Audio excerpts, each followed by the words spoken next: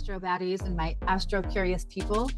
We're going to be looking at your next 7 days, astrologically speaking. I'm Suzzy. I'm a trauma-informed professional astrologer and metaphysical practitioner, if we don't already know each other. And while this will eventually be a bi-monthly podcast, this right now is too juicy. The transits are too good to not start at least giving you the week ahead. This week especially, we have some big things happening, and I'm going to talk about how that affects you. We're going to be going through the rising sign, and the rising sign is because whatever your rising sign is determines where the planets will show up around the chart in what we call the houses. And then the houses have their own subjects, so kind of narrows down the context and subject matters of how any one transit may express for you. Furthermore, if you are a very late degree in your rising sign, I will give myself up. I'll volunteer as tribute. I am very late Virgo. And so even for this horoscope, other than that incredible Venus and Uranus conjunction, the juicy one we're going to have on the 23rd at the 29th degree that we will never see again in our lifetimes because it takes Uranus 84 years to go around. So unless you're a baby in somebody else's arms, it's unlikely you're hearing my voice and that you will be around for the next Venus-Uranus conjunction. So I just thought, let's dive in. Let's just do it week by week. And you guys can give me some feedback, what you like, what you don't like. This will be a more concentrated version of a horoscope, but really pinpointing wherever that energy is showing up. So right now with all of our Aries energy, we have like parades going through certain houses. And depending on that rising sign, you'll get a parade in one of the 12. And for me, again, because I'm a late rising Virgo, it's really more accurate to look at Libra's rising horoscope because I'm having that parade in my 7th house because I'm so late starting the degrees of that 7th house. That's where it's showing up. I'm going to say if you're 24 or more degrees, you should probably watch for your rising sign and for the one after. Listen, this gets complex, right? Because that 29th degree Uranus-Venus conjunction is going to be in the house that I talk about for Virgo rising, and almost everything else for me will be in the Libra rising horoscope. Every time you watch, stick with me week to week, and then eventually bi-monthly, you will learn how this all works. You will remember, oh, Suzzy talked about the moon being in this house or that house last month, and those things happen, or these things happen. You will start to, when you hear it again and again, you will create neural pathways to understand when the moon moves through a certain house or when Mars is talking to one of your own planets, what that looks like for you. We'll also be talking about other things. I will pull cards for wherever the context is. So if there's a lot about self-refinement, if there's a lot about communication, if there's a lot about interviewing possibly for a job or relationship stuff, then those are the cards that I will pull for each rising sign. So not just pulling cards to see what universe has to say, which is great. I love that, but specifically within the context, which I'm super excited to be doing this. I've been wanting to do this for a while. I could not resist this week when I was thinking about what I would make a video for. And I know that I don't want to really like do the full launch because I want everything to be set up correctly. Maybe till June even for the bi-monthly podcast. I still wanted to start the week by week now because again, we have Uranus moving then into Gemini. It won't move back into Taurus. That's kind of a big deal. We have some of our planets in Aries moving into a square with Jupiter towards the end of the week. That's going to maybe magnify things, find solutions for challenges that already exist because astrology is reflective. When we have squares, astrology is not giving you a problem. It's highlighting a challenge that already existed, but it's also going to highlight the solution for you. And sometimes those squares come so that we stop ignoring things because universe, astrology, all of it wants us to do better for ourselves. It's a tool. We know that existence is political and existence is also astrological. I could make a chart for when I bought these earrings. Anything is astral. Anything and everything is existence is astrological. Again, week by week, the terminologies may sound strange to you at first. I promise you, you'll get used to them. And you're going to kind of feel like a little astro baddie with your astro curiosity. This isn't the same as a personal reading. The only way to get a true personal reading, because your planets in your chart, yes, the transits and the planets will be going through the houses as per your rising sign, but to know how the planets are talking to your planets in the chart, to know how much your chart has marinated depending on your age or the geographic location, all of those things make a reading very personal. And then we're looking at chart after chart, your solar return, or you may be looking at progress, we're looking at lunar returns. So this isn't the same as a super personal reading. And also, I will take questions. So whether you're catching this in the premiere and I am in the chat, or you want to leave me a comment afterwards, I highly, highly recommend that. I highly recommend that. And I want you to tell me when you feel like that didn't show up for me like that. And I'm going to tell you that every planet has multiple meanings. Every sign has multiple meanings. Every house has ways that it can speak differently. And then on top of that, you have the conversations or the aspects that the planets are having with themselves without talking to the planets in your own chart. So things might not always sound exactly how they express. And sometimes, too, it won't be till later that you're like, oh, that totally came out that way. It's just that I was thinking it would show up like this, and it showed up like that. This is going to be fun. Let's start and look at this week. I've got my notes, so I'm going to use them. My Virgo rising loves the notebook. I love handwriting everything out, which I often do. And then I read it into my phone, or when you see those slides that I make, that's like a 3-process thing. And my Virgo rising loves it. Okay. So, truth be told, I didn't have time to make graphics this time because it was a last minute. Ooh, I'm going to do a horoscope. So, we will be using my notes in front of me today. Let's first look at what the astrology kind of looks like. Okay, so first we still have this parade, this close knit parade in Aries. We have Neptune at 2 as we start the week, and then we have this little ham sandwich with Mars as the ham between Mercury and Saturn. If you're not sure what Saturn and Aries is giving, I have a Saturn and Aries video that is on both Patreon and YouTube. If you're having any trouble with either of those links, please message me. I will make sure you have the links. As well as we are in the 29th degree of Aries. We exit Aries today as I speak.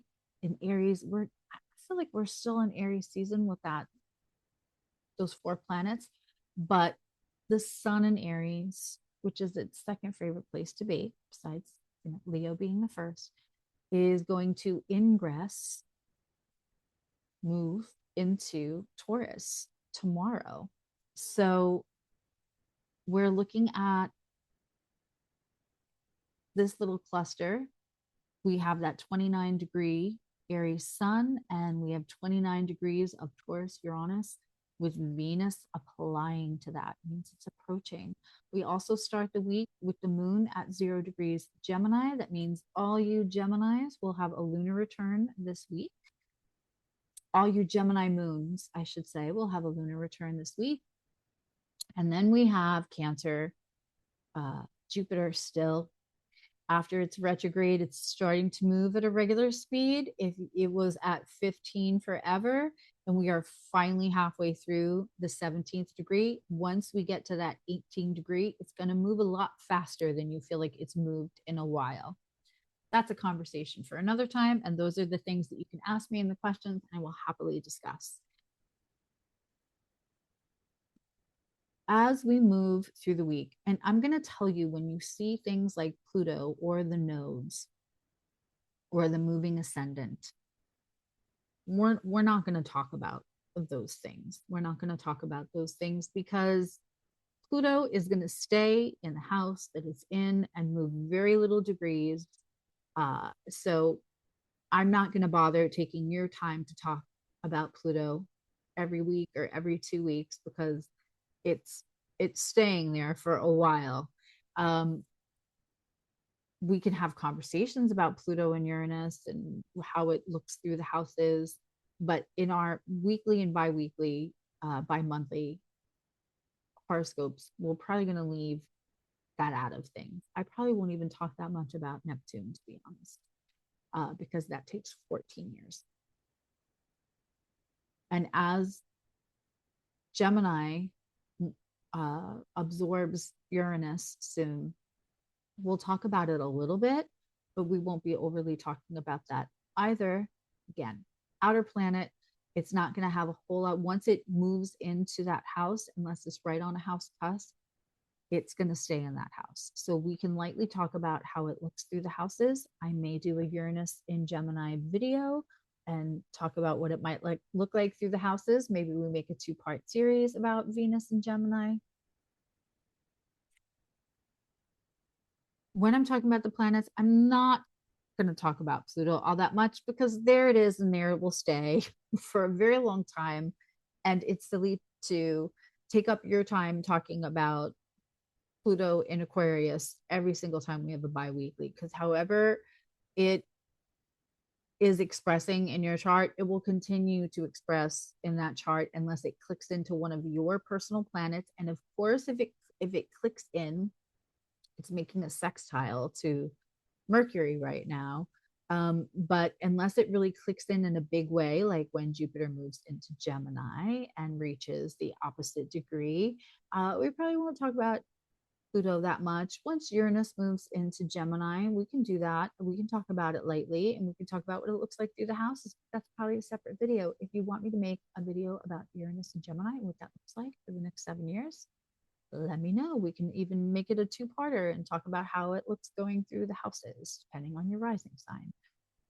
When we are talking about Neptune now, it's because it's in such close proximity to that Mercury.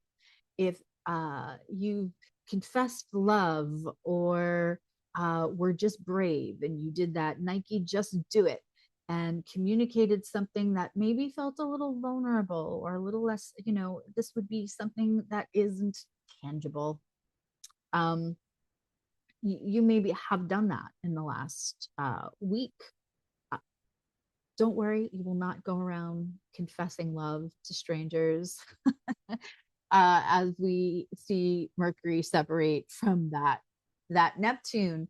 But you could have also questioned what was being said to you, if people meant what they said to you kind of last week, and we'll be moving out of that energy. As far as the outer planets go, we might not talk about them unless they're having a very big impact on the other planets around them. As we move into the week,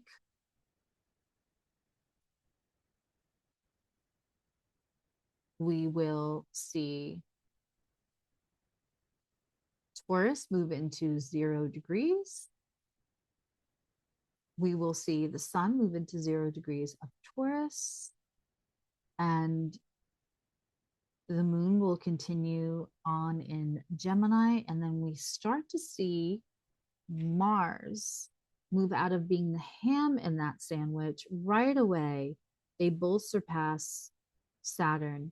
And we're going to start to see these two. This is interesting because we're going to have Mars and Mercury together in Aries. Now, this could be taking action with your words around advocacy. I think Aries always gets spoken about like it's anger or everything's burning, which it is. I mean, that's very Aries, right? But also it's interruption. Also, it's action. Also, it's advocation. Aries runs into the fire. Sometimes Aries is starting the fire. Sometimes Aries is running into the fire to save, people. A person needs choices. Planet needs choices, and a sign needs choices. Okay. But this could be interesting. This could be, you could be defensive, but you could also be defending someone here. This is also very interesting as a collective right now because this is people speaking up. And, I don't want to talk about the measures that may happen as people start to speak up, but there's a lot of us. And so seeing these two are going to move together for a bit, Mercury and Mars. And so taking action through communication, and also we're going to also be careful not to injure ourselves with our thoughts here. Um, this would be a great week to put up spiritual hygiene. You know, I'm not interested in any thoughts that are toxic, intrusive, self-harming in any way, shape, or form. So don't don't allow the inner critic to be the loudest voice this week. Again, we stay kind of in the same place, but we see these two, Mercury and Mars, moving together. Of course, when we get to the 23rd, we have this very interesting Venus and Uranus in Taurus. And now Taurus is ruled by Venus. So Venus is in its one of its homes in Taurus here. So this togetherness, this could be surprise money. This could be surprise self-worth.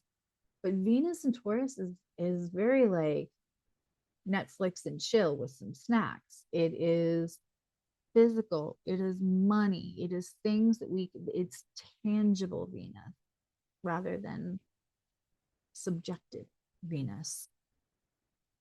And so this could show up as a surprise gift. This could show up as a surprise affection. This could, you know, some people, especially if we go out in the wild, wild west, with, you know, the internet, some people maybe need to take part of all of what that Venus and Taurus, brown chicken, brown cow, can offer. Surprise, release. So this is very interesting. Collective wise, Lori is your girl for that, Lori Rivers. But on a personal level, wherever this is happening, there could be some kind of surprise gift, surprise physical gesture, surprise money, surprise something that like really speaks to our self-worth. This could be just because Uranus is unexpected doesn't mean whatever happens has to be unwelcome. And with it in a Venus run sign, you know, it hasn't always brought us things that felt Venusian in the last 7 years. But this last kind of like wave goodbye as it gets off the boat here for 87 years in a big old, you know, intertwine with Venus here. This is a more than it's the tightest conjunction when we see this together on the 23rd, especially towards evening. But things often happen in the playing energy. So when I talk about the parade in Aries, we're talking about that. When I talk about the Venus Uranus, these are all the subjects around how that may express, and we'll talk about that as we go through the rising signs. The moon has moved into Cancer as the week has gone by now.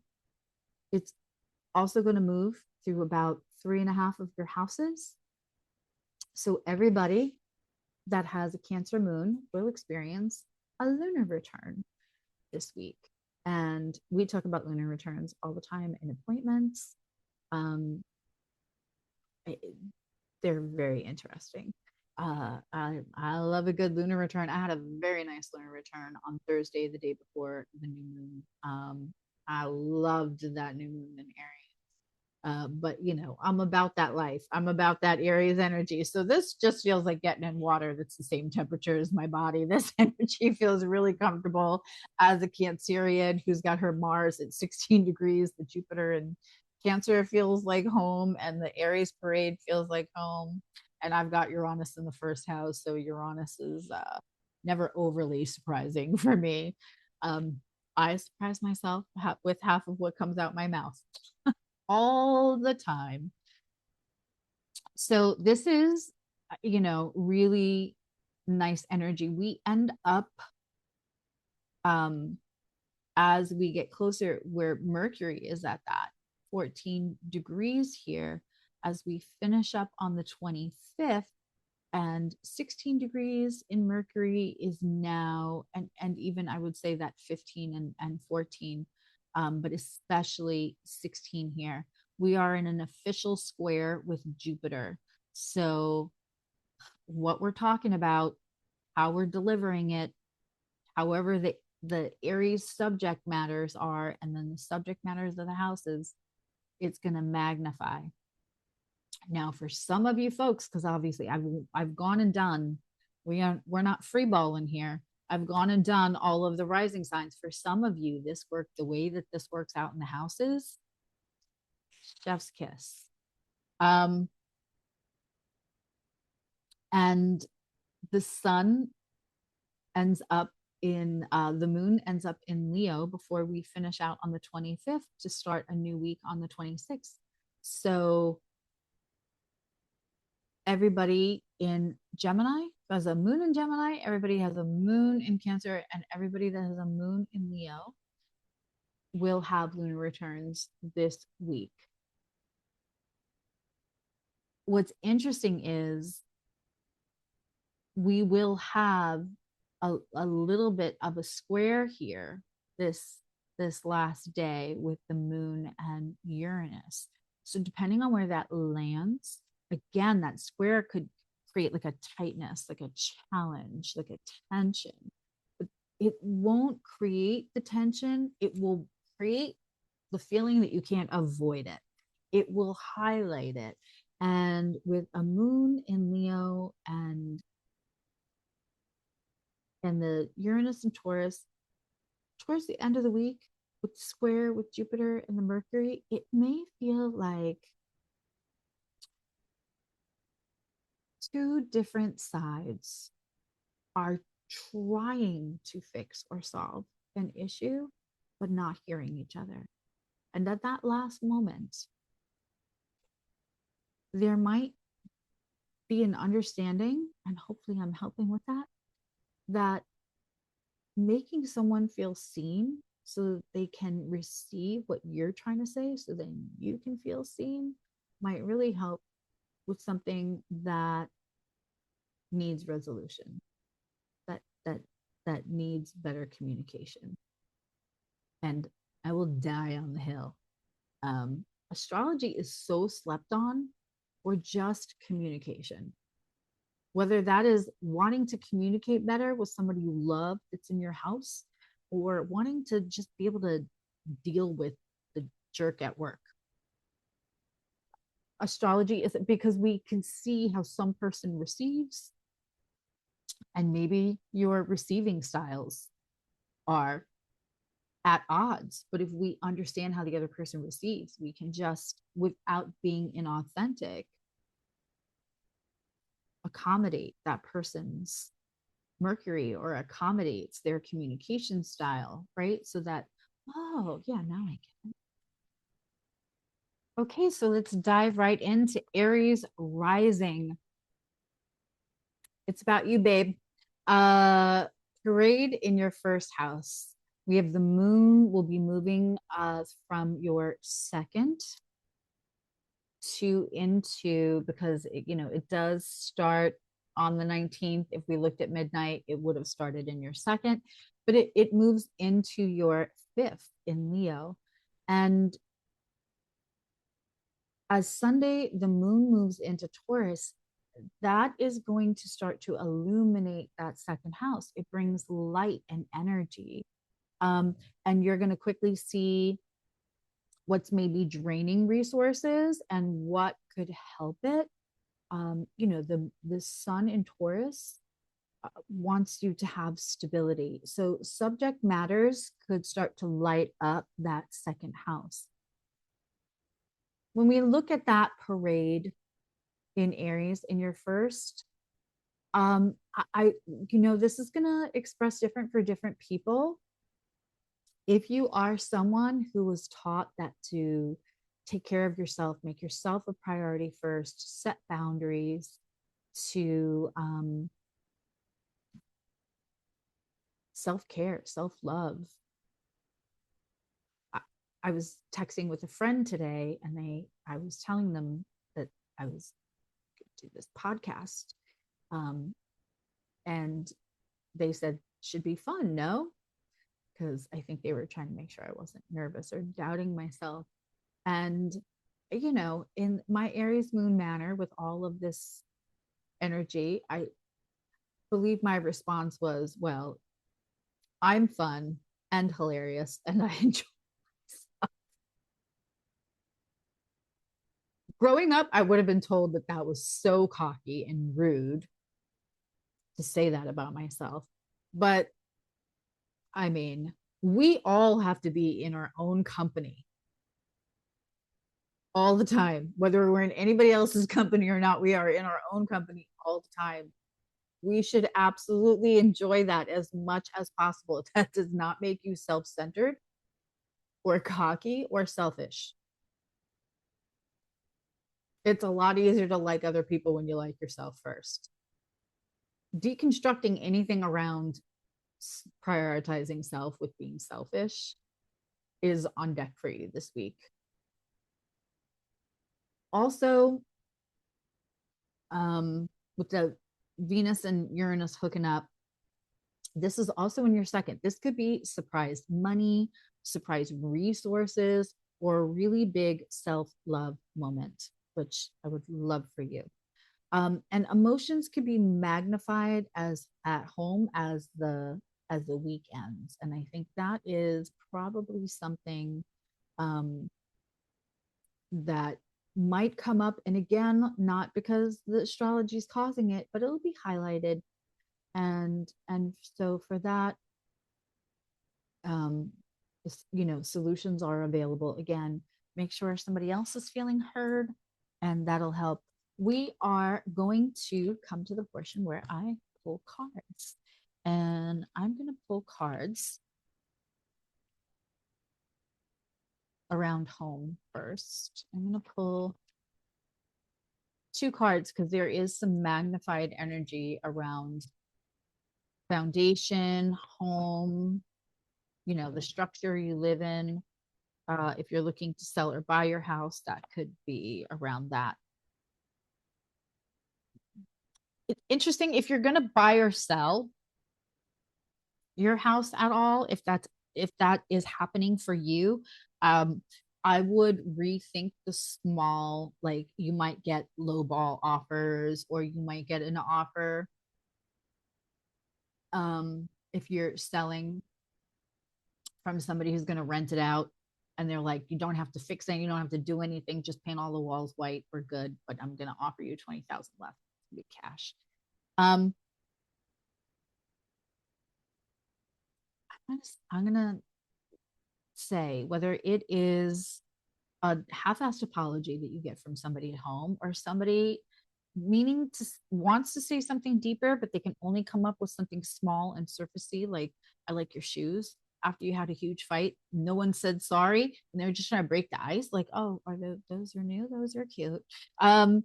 That kind of thing. We're going to be able to redo a hill that we stood on. And sometimes having the house on the market costs in other ways. So reconsider the hills that we're dying on right now. All that, I mean, we got a lot of cardinal energy here, but we also have that Taurus, Uranus, and Venus. Like, there's not a whole lot in the sky right now that we couldn't say might be a little stubborn. Thank God for the Gemini moon. Thank God. I love a Gemini moon. It takes its time to process, and sometimes we need to remind our Gemini moons to feel its feelings and not just think them. But they are bringing the air energy, which is well needed, right? Also, when Cancer moon hits Cancer Jupiter, we're gonna feel that for a couple of hours. I believe that is 22nd, but I will double check in a minute. So I've got the Page of Cups, which is wanting to say, I love you, marry me, but you say, you look nice today. But also, this could be like a small offer. But when we have, for me, when I have the Three of Wands upside down, that's like, I chose this choice. I'm going to sacrifice these other things to choose this choice. And then maybe we're redoing that. We have an opportunity to come back from the hill that we decided to die on maybe earlier. Um, the other thing I want to pull a card for, and I was thinking maybe we could do a little oracle around that, but I'm going to do a healing.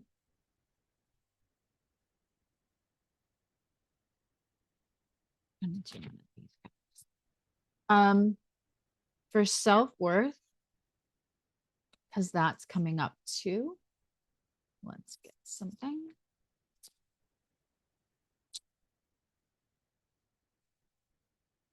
Creating cooperation. You don't have to take it all on your own. If you're Aries rising, it is very possible you are fiercely independent, because you had to be, right? More will get accomplished and you will feel better about yourself when you are able to delegate without feeling like that ruins your insurance policy, right? So, like, if possibly you are Aries rising or you have any other big Aries placements, you maybe, possibly, allegedly, not always, and depends on all the circumstances, but possibly, maybe, allegedly, may have experienced something somewhere around disposability or abandonment. Even if it was active abandonment doesn't mean you were left in a box on a church step. It could be active abandonment. It could, all of that. Feeling walked away from, which can really harm somebody's sense of worth. I can personally attest to that. When we are having this opportunity this week, being able to delegate and feeling like the hyper independence partially is because we depend on other people and then they walk away, right? So being able to delegate says, I am open to people staying. I am open for this to be cooperation. And for cooperation, we need more than one person here, which means that I'm going to challenge emotionally, because I'm working on attachments and emotional maturity. We always all are doing that. When I say I mean Aries, because Aries is the I am. We're going to challenge our hyper independence this week, maybe a little, give some space to do that. And there's just some supportive stuff here, in the sky to help you with that.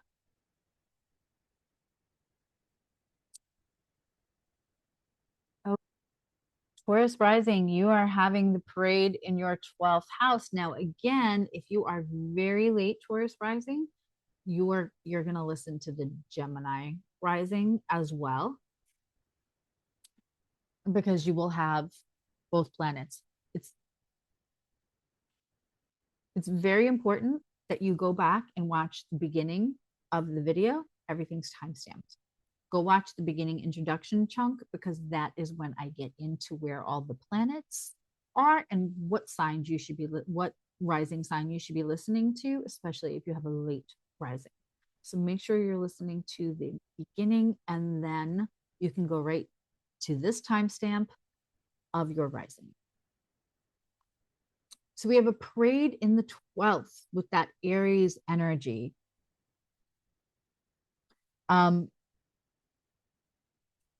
This is a time to kind of check in before we take action, because a couple of reasons. But if you have a lot of energy going through the 12th house, you can feel kind of maybe misunderstood, with that Aries energy there, proving something to someone, or fighting somebody on something when maybe there is a misunderstanding is not always the best route to go. By tomorrow, Taurus rising, especially if you're early Taurus rising, if not tomorrow, then before the end of the week, that sun is moving into your first house. And let me tell you, I just got to chill. When the sun goes from the 12th to the 1st, we feel it. And that sun moving over your rising sign, which is Taurus, which is ruled by Venus, which is in Taurus right now. And the Venus is also in your first house. Baby, this is glow up season. The sun and Venus in your first house, glow up season. And so you could really feel so much lighter, especially if you are in that first 5 degrees of Taurus, 6 degrees of Taurus. You are going to feel that this week. And if you're later Taurus, you'll feel it the week after or the week after that. But when that sun moves into that first house, it's nice. It's nice.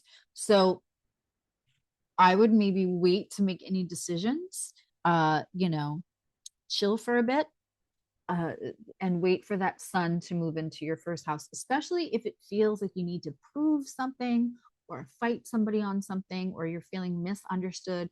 Communication will come better for you towards the end of the week. Again, that Venus and Uranus are in your first house.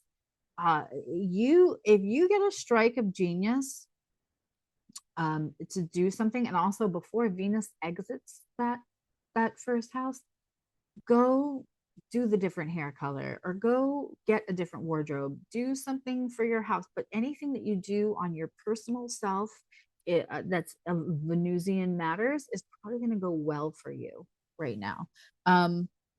This is the time to try the new haircut, all that other stuff. It's funny because my daughter is a Taurus, and when it made a certain aspect, we cut all her hair off, and she is living her best 80s life right now. And it's so weird for me to look at because she has a haircut that I had like 40 years ago, 35 years ago, like late 80s, early 90s. And it's, if ever there was a time for her to cut all of her hair off and go to, I mean, it's not all off, she's not 11 haircut, but this was, we check the transits before we do anything major to the hair in this house. And Venus and Taurus, especially if it's making this kind of a lovely aspect, if you all of a sudden this week feel like, I'm going to go get my haircut, you can do it. I'm not saying that for all the other signs, but for you, you can. Matters of contracts, interviews, sibling stuff. Communication can all feel kind of like magnified, intensified, and almost like personal. Try not to take things overly personal. It's a great week, especially towards the end of the week, again, to work on your attachment style and how, I do it still. I can have all the tools. I'm not immune to transits, and I'm not immune to the human experience. And sometimes, like I'm going to call it a Johnny Cash song and piss so many people off. But when Johnny Cash says, I hurt myself today,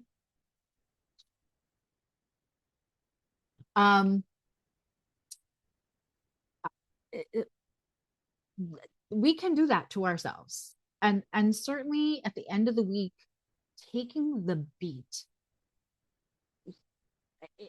using all of that energy that's in the 12th when maybe we're hermiting a little bit, and using that to reflect. Excellent, great way to use this energy this week. I'm gonna say though that the moon is gonna move very into first, but mostly like that second through that fifth. And there is a time towards the end of the week where we can feel an inner confidence. And what's really beautiful about it is that with the other stuff going through the 12th, we can leave it just be for us. Sometimes when we feel confident, we have that step in this, the pep in our step. That is when we want to take the selfie and post it. And, we're feeling good, feeling cute, might delete later. But there's something really beautiful about the hesitation that the 12th house transits might give you to just sit and feel beautiful and feel confident and feel sexy and feel invigorated and have it just be for you.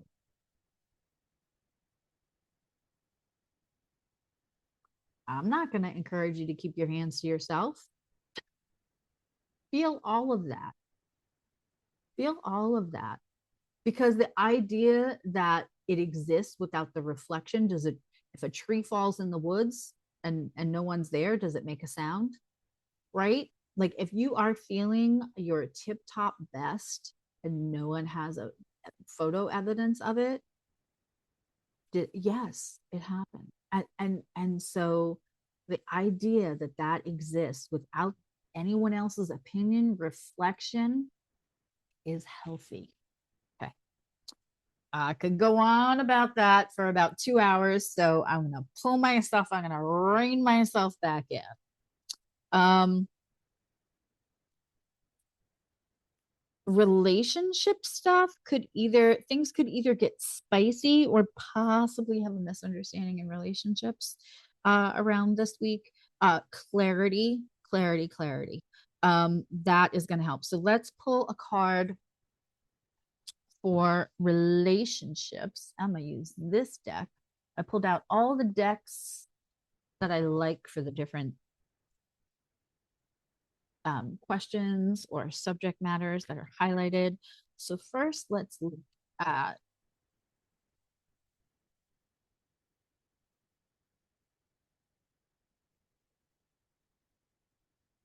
clarity in relationships. Ooh, okay, that is interesting. Un momento, por favor.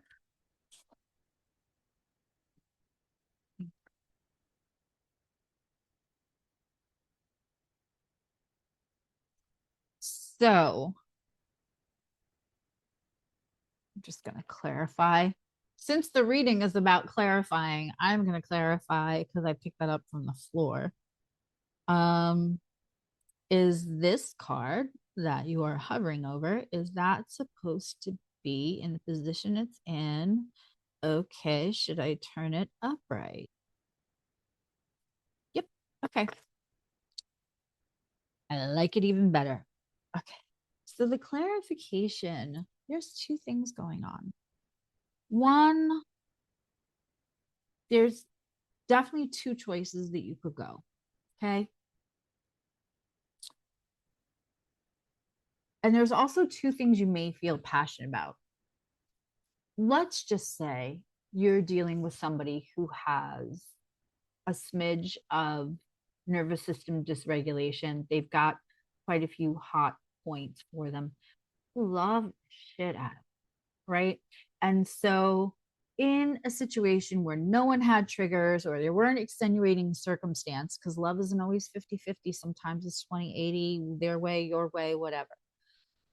In a relationship, I don't care if this is your ride or die best friend. I don't care if this is your business partner, however the committed relationship is coming in.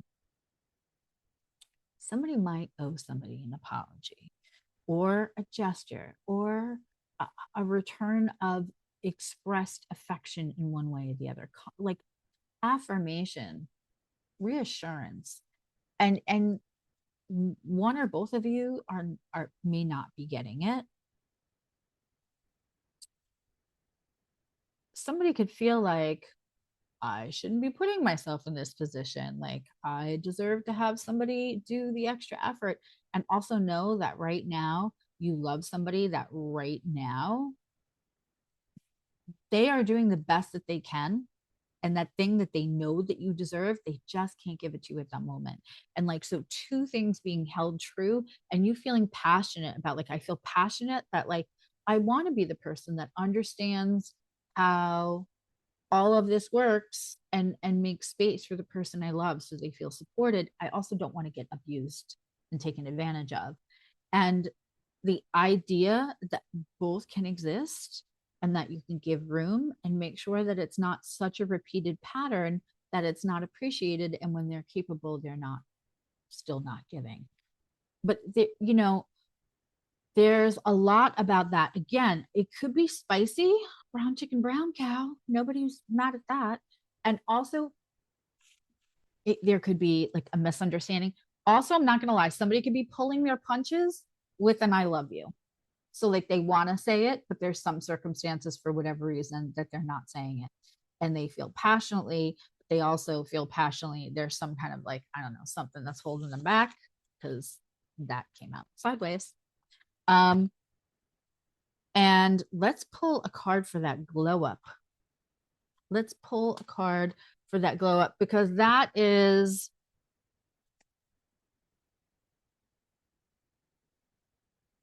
going to feel nice. Glow up. I don't take it unless it goes all the way out. I'm also trying to edit and get my tarot class that I gave back in the fall together as like a go at your own pace course. I just need to find the third. If you were in my tarot class and you have that third class, can you email me? Because it seems to have gone missing very weirdly. Okay. There is some way for the glow up, and this makes so much sense for a Taurus rising because y'all are naturally nice to look at. You have Venus on running that chart, right? There might be some kind of deconstruction that is part of your glow up. Like, I want you to re-examine and listen, a full beat, full glam. If that is what makes your heart happy, and it's not like I can't be seen without it because no one would look at me, or I'm horribly, terrible to look at unless I, when it's just because that's what you like, pop off by all means. I'm here for it. But there's something about letting something go. I'm not gonna lie, I keep seeing eyelashes. Like, you kept getting your eyelashes done, and because you were insecure about something. There might have been something that you had a physical insecurity, aesthetic insecurity about, that you've kind of outgrown, that you've got more comfortable in your own skin. There might be something you can deconstruct, whether that's like chopping your hair off, or I'm not going to do that anytime soon. So, like, I'm not saying you have to, but there's just something about deconstructing of maybe like a conventional, I'm gonna say it, and you can get mad, you can argue with me in the comments, I love it. And it's engagement, and I will not, like, if you want to argue with me, you can, but I'm gonna use this phrase. Maybe there was something that was very centered around the male gaze, that was like a conventional beauty standard, that you had like that you were going the extra mile to kind of try to fit into that mold, and we are deconstructing. And anything you do right now is probably going to go well for you around aesthetics. We are on Gemini rising. My lovely stimulating Geminis. Again, if you are a Gemini moon and you're watching this, you're going to have a lunar return this week. Before you, I'm happy that you've come to your timestamp for your Gemini rising. And also, it's very important that you just watch that beginning part, because it's going to talk about the detail of what the clusters of planets mean, or what anything means as it's moving around. And then as we get to the rising, we're just kind of talking about how that expresses. but there's too much in the beginning for you to miss out on that. So if you haven't, go watch the beginning, come back to this timestamp. And if you are also a Gemini moon besides Gemini rising, congratulations on your lunar return this week. Gemini rising, it's interesting because one of my kids is a Gemini rising, and there's like activity in socializing this week and seeing people that are near and dear. And we're getting my incredible niece is flying down to see us. And so we are having a very, it's also shout out to Emily, it's her birthday on the 23rd, on the day of the Venus Uranus conjunction. So we're having a very social week. This week is, there's a lot of happy, but there's a lot of social this week, and she is a Gemini rising. It's reflective. So when we're looking at the Gemini rising, and again, if you're a late Gemini rising, please also watch Cancer rising. That is explained in the beginning. You're having this parade in your 11th house. So this is going to be like social activity lit up. And I wrote ching for you also because you're going to have a little bit of change, right? With that Uranus, especially if you're early Gemini, with that Uranus and Venus and everything like on that ascendant. But also you got Jupiter in your second house there, and it's the Mercury towards the end of the week in the 11th house. You could have a friend, a connection, an internet connection, a helping hand from community. Somehow subject matters of resources are magnified. You know, some of these rising signs, it's not a bad week, really. Some of these rising signs have really nice forecast this week. Now, here's the thing. If you're late Taurus rising and you've been experiencing Taurus, Uranus kind of running over your ascendant the last couple of months, maybe the last year, you may not have loved that because Taurus and Uranus are kind of two different vibes. However, if you're a Gemini rising, Uranus is like your evil twin friend, like that thing about you evil then I'm evil then, like evil twin. And by no means am I calling Geminis evil. Pisses me off that I see that a lot on internet. Listen, you're allowed to have the signs you don't want to date, but we do not have to vilify an entire fucking sign because you had a bad experience dating. You know, I said, somebody said toxic, these are toxic things you don't want to put in you, and some woman said Geminis. Like, is that funny? Sure. And for her, is that true? Maybe. But you know, we need Geminis for the collective collecting of information. In fact, my Gemini video in my learning series, I kept that public. It's public everywhere. So if you haven't watched it, you should watch it because Gemini is also Mercury, and like there are things we should appreciate Geminis for. Anyway, I digress, my lovely Gemini risings, but I'm sure you didn't mind being told that you're awesome. Uranus is stimulating. It's lightning. It is frenetic. It is like I said that when Uranus moves into Gemini, it you know, it won't take long. It's going to trine my own Uranus in the first while making a grand trine with Pluto as well, which is in Aquarius, which we associate with Uranus. I said to my friend, I'm not worried about having the energy to get things done in April and May and the beginning of June, because it'll be like I'm physically plugged into a lightning factor. I have a Gemini Mercury. I'm an Aries moon. I've got Uranus in the first house. That sounds like a good time to me. If you're a Gemini rising, that Uranus is not going to feel like the ops it felt like to Taurus. It just won't. It's the same vibe, it's stimulation.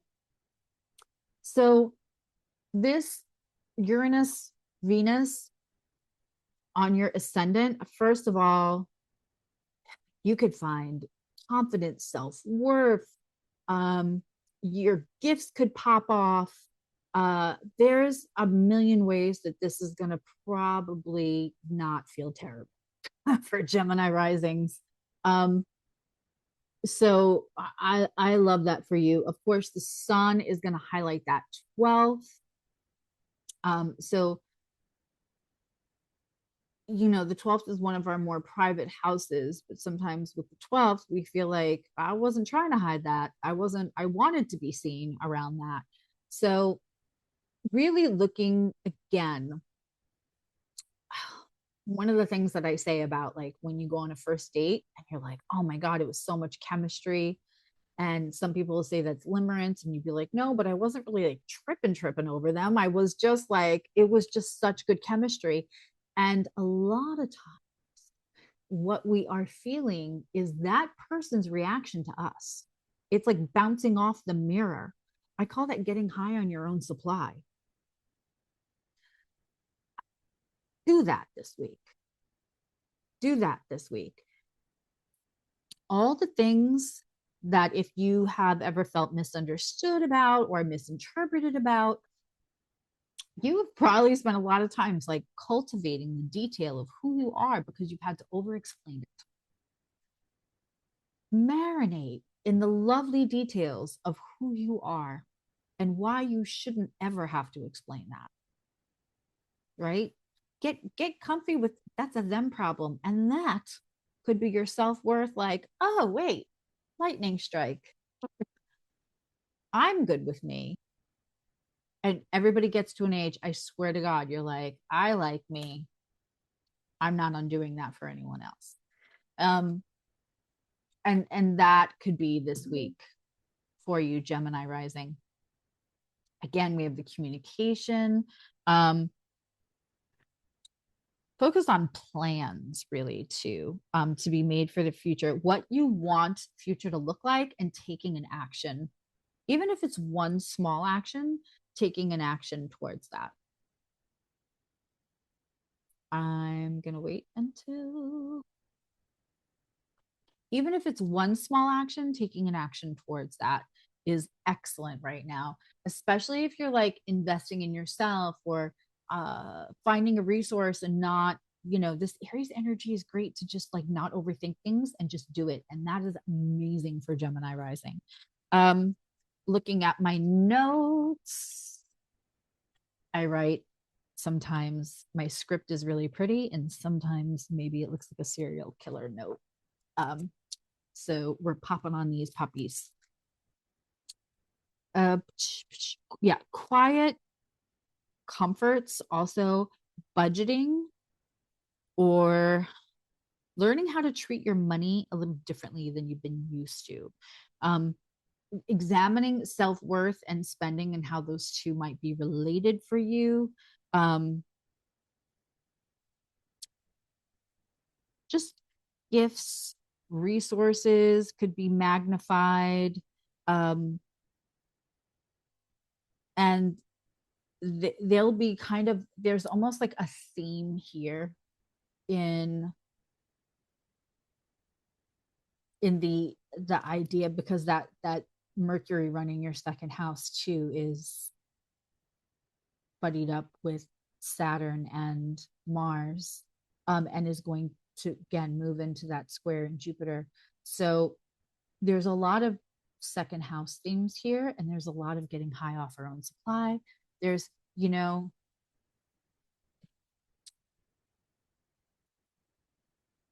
Venus is a lot of things, but Working on your self-worth really attunes the antenna with what we think we can and what we're allowed to attract in.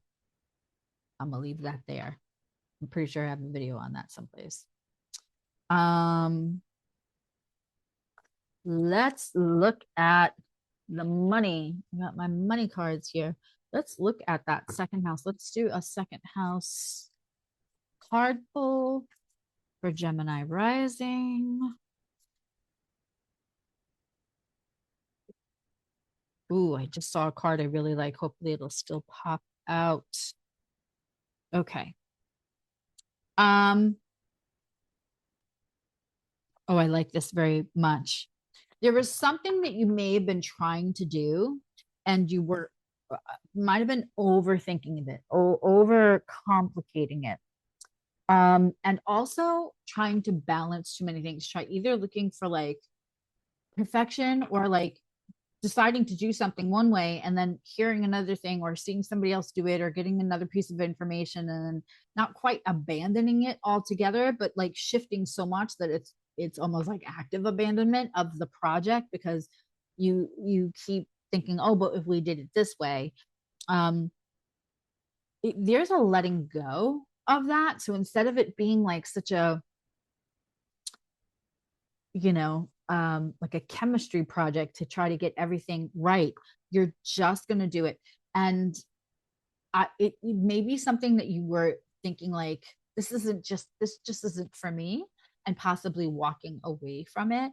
And I think what happens is you figure out a way that it's work smart, not hard, because that's also a lot of this energy this week. And you get to go back to it and really follow through. Gemini is not a cardinal sign, but Gemini is sometimes allegedly maybe distracted. Gemini Mercury on my Gemini MC with a Mercury run chart. I relate to that commentary. So sometimes it's not that we don't want the follow through. It's almost like left to our own devices when we're in charge that we can interrupt our own with another idea and a second way to do things. And I think the follow through for you this week is excellent. I'm also going to pull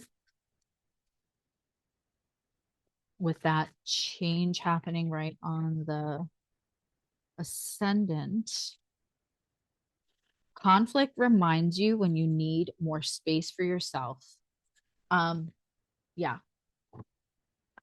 And sometimes Geminis have the words to do excellent verbal sparring, right? But this Venus and like pulling yourself back again, getting high off your own supply, and not giving into the conflict could be like a leveling up for you. Cancer risings, thank you for watching. I'm glad you jumped to your timestamp. And if you did not watch the beginning already, please go do that, because that is really where I explain what the energy is like this week of what the planets are actually doing in more detail. And here I'm giving the subject matters of how that expresses in houses. But you might be listening to this without context if you don't listen to the very beginning, and then you can hop back in. If you are late Cancer, make sure you're listening to both Cancer and Leo's of rising signs, so you make sure the planets are where they are in your chart. So Cancer, um,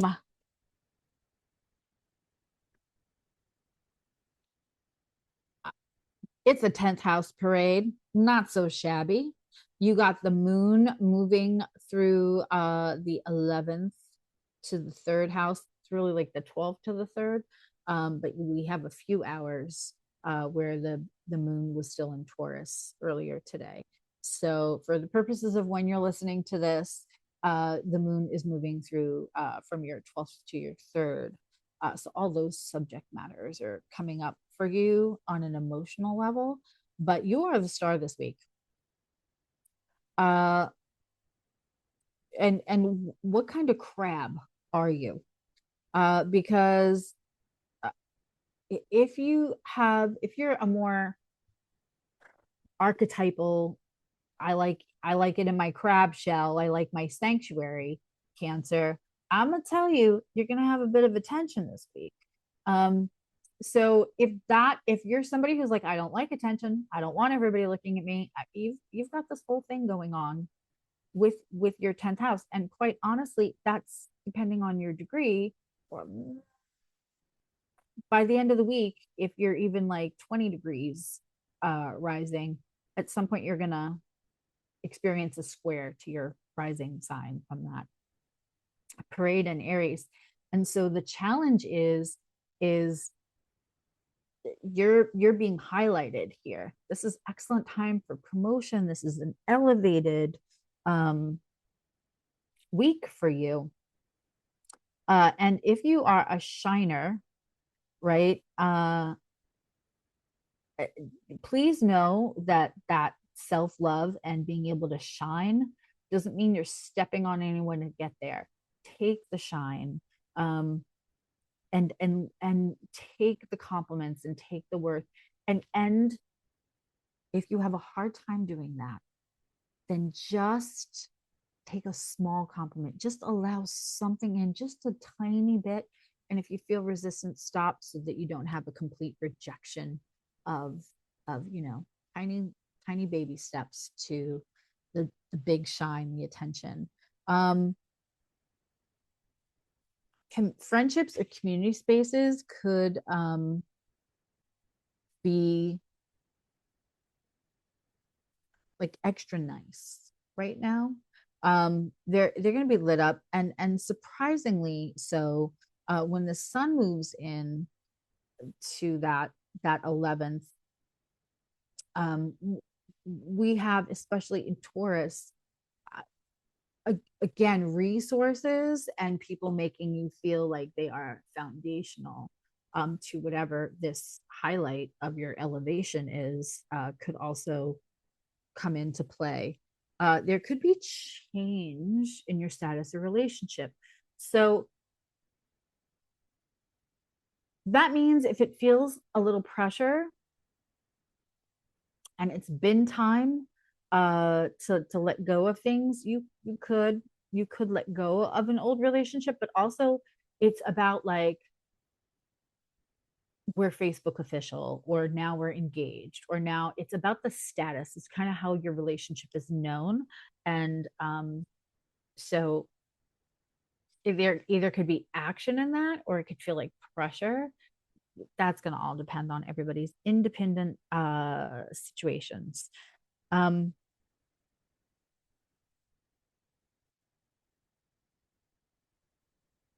I'm going to pull cards for that 10th house and the relationship. And let me just say, like, you are unavoidably where the magnification, where the light,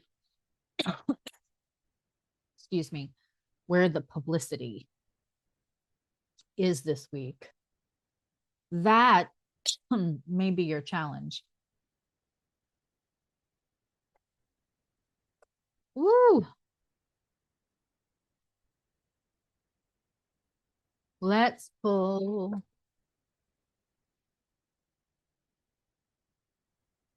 cards for that 10th house shine, and let's look at what's the best advice from your guides, Cancer risings, for you to embrace and not reject that shine. So the first thing I'm getting for the Cancer risings is like, oh, it's only going to be temporary, or like, what goes up must come down, or I don't trust it. Um, you know, sit and wait on it. Sit and wait on it. So if you have resistance around like, this feels uncomfortable because what goes up must come down, or I've always had to be like protective, or I feel better in my crab shell than I do out in this, atrium with an audience, then just treat it like maybe this is temporary. If you have to, if that is your resistance level, I got the Wheel of Fortune for you. And the thing that I always say about the Wheel of Fortune is I don't care what position it comes out on my table because it's a fucking wheel. And guess who can turn it? You can. Turn it at your own comfort. You know, I'm not going to sit here and berate you and say, like, well, if you turn it now, you could access all this. You'll turn it when it's comfortable for you.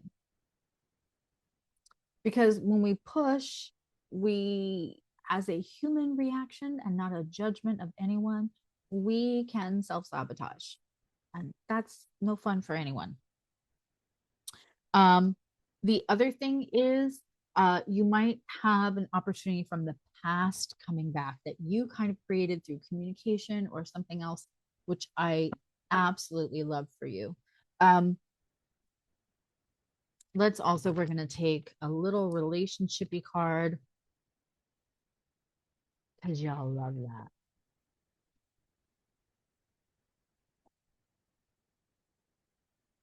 Okay.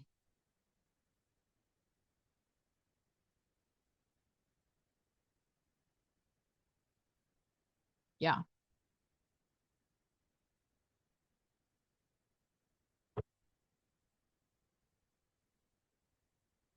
And having conversation with a friend about healing from story.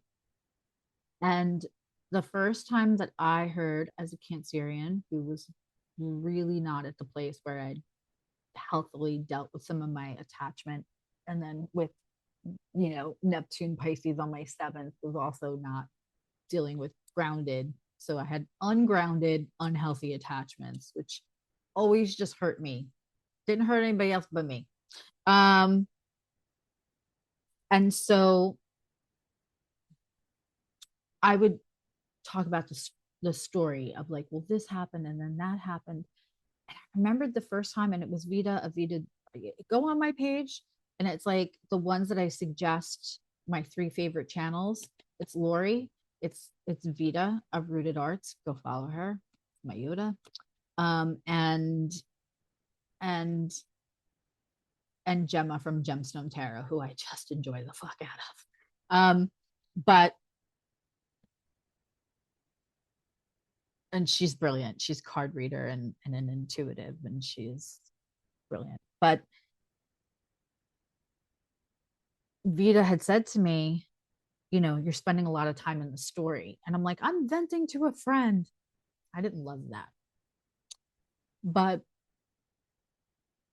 we create neural pathways. What we believe about ourselves, like, that saying, if you think you can or you think you can't, you're right. So when we sit in the story of our betrayals, when we over and over tell ourselves the story of what went wrong the last time, first of all, well, talk about manifestation and energy. It's quantum physics. Everything has a certain energy. So, like, if that's the energy you're surrounding with, that is what universe perceives as your desired energy to surround yourself with. Something happens this week, and you are really starting to understand and be done with story to the point where you might start to like lament over the way that somebody actually hurt you. And that is a real thing. You had hurt feelings and somebody didn't treat you right. And no one's saying any of that isn't real. And also, the retelling of the story tells your brain that that is what you should expect next as well. You're done with that this week. You make big moves. And maybe you're not done overnight, but you make big moves. Listen, the first step to changing anything around brain chemistry or what we tell ourselves we're allowed to expect is to catch ourselves and bring it back. I'm from Long Island, New York. I used to talk like this all the time and say things like more better. And I went up to New England and I prepared my knowledge of current politics and healthcare in the United States and the dealings with Gorbachev, because at the time, I am that old. And after I'd stung the room, because I thought everybody was listening, you could hear a pin drop. They were only listening to how I was saying it, and I was horrified. And that day that I had the epiphany that nobody was listening to what I was saying because I sounded like Mona Lisa Vita from my cousin Vinny, which now can get me a free drink almost anywhere. But especially if I do the monologue. But at the time, all I got back from that was no one thinks you're smart. I had to hear that I was saying here and put the R at the end. And everybody thought I had lost my mind because I would execute it the wrong way first and then pull it back and then re-say it and say here, car, and correct myself constantly. I had to give myself my own elocution lessons. This is how anything works when we are retraining our brain. It took a long time. You need different, stronger muscles around your mouth and lips to articulate yourself out of a New York accent. It took time for my mouth to build those muscles. It will take time for the muscle of reflex of your pain, of your hurt, of your lived experience that somebody may, in a very seemingly reductionary matter, call your story. But when you heal out of story and you don't let it tell you like everything's going well, everything's going well. And the resistance is that muscle reflex because you haven't strengthened the muscles yet, right? And so catch yourself. It'll take a while. On that 8-hour drive back to New York, I did not fix all of my elocution issues.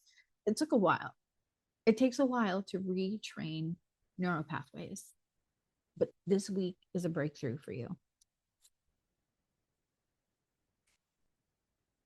And also, I'm going to say that something that you're ready to like deuces on you looks like it's going to stay. Maybe a matter of a heart. I'm also having a metaphysical special. That's somewhere on my page or everywhere on both pages. I don't know. But if you want it, you can find it, right? I would say you know how to use the internet because you're here listening to me. But I'll have that for a couple more days. The Leo rising is nice. It is nice. Especially if you have gifts, if you're working on your gifts, is nice. Okay.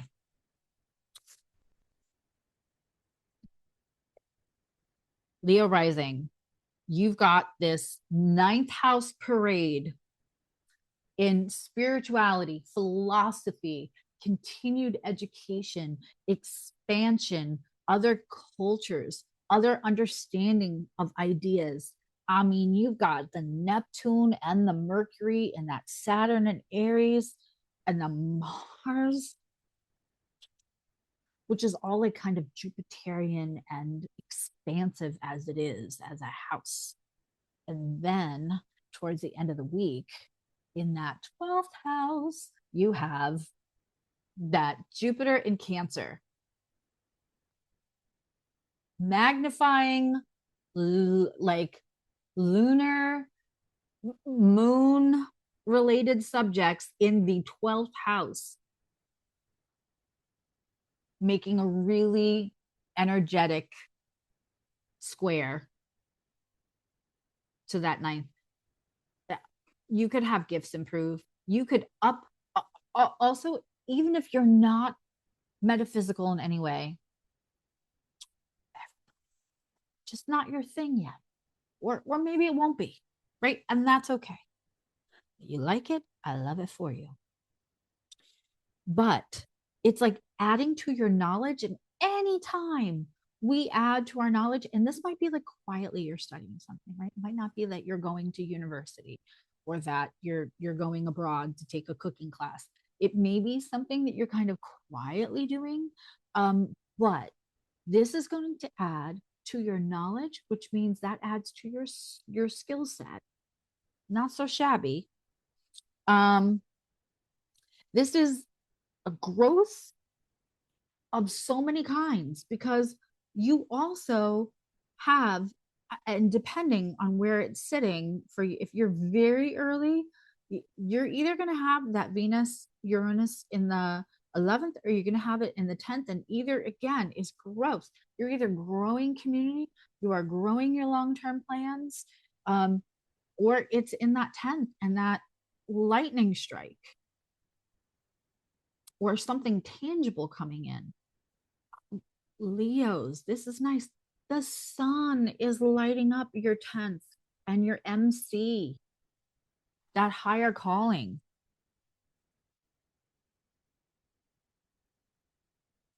Discussions of a vulnerable nature may happen in relationships. Um, but,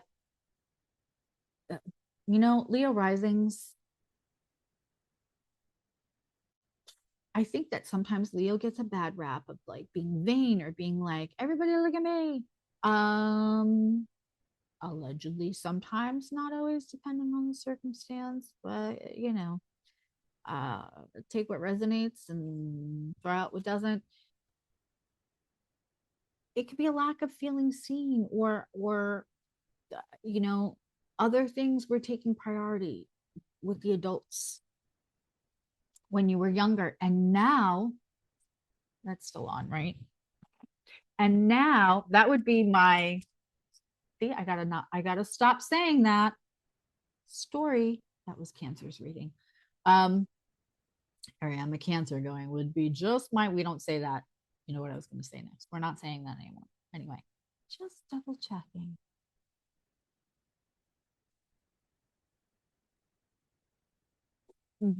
It might be that because you are so good at then making other people feel seen. I would say, like, if you're in a relationship with a Leo and you want to say Leo likes to put themselves on a pedestal, well, guess what? They want you on the pedestal with them. They are very good at making other people feel seen. So if a conversation of a vulnerable nature happens, you have the natural ability, and maybe this could be connected to you expanding your knowledge. Maybe you're going to show up for somebody in a way that leads you quietly seeking this extra knowledge. But there is like a vulnerable, possibly vulnerable conversation. It could be a little sensitive, or it can feel like it has a little pressure on it. Like, how do I answer the right way so that,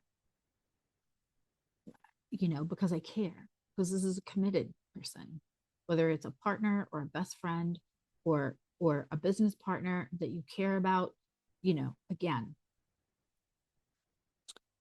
it's a nice week, and if there is a vulnerable conversation, you already go draw on the best of you, which is your ability to make other people feel seen,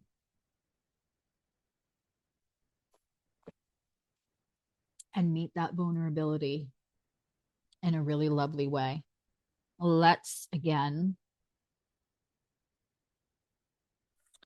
I'm going to do something different with this reading. I'm going to pull a card about your gifts. And you could just like maybe be somebody who's like, I don't have any gifts and I don't. And then this week, there you go. Guess what? It's your gifts. We're here. Um, but let's just pull a card for Leo rising and the gifts. Okay, that's too many. That's not a jump. That's a dump. But what does this one say? Yeah. And it's letting go of attachments. So I've been having this conversation constantly in private consultations, but once in a blue moon, I have had clients come to me and say, I took a development class and wherever. Sometimes it's local, sometimes it's like a Facebook page. It's not all development classes, but sometimes they'll go into development classes. And because that person who's leading the class brings in their information a certain way, they're determined that everybody can get to their gifts from there, which is well meaning. The point is, the intention is to let everybody experience their own gifts and develop them. But if you are not a meditation person, then the meditation isn't, and sometimes hearing from my one client, I won't ever forget this. The person kept telling me, well, you're just doing it wrong. My system works, so you're just doing it wrong. And I think it can be very individual. And there's something here, Leo, about either being taught a certain way and you use that, don't forget it. And also, there's a possible attachment of how it should look that you're going to deconstruct, and it's going to help. So I wanted to pull one. It really kind of brings a lot of things through. I want to bring that in. Let's look at that growth.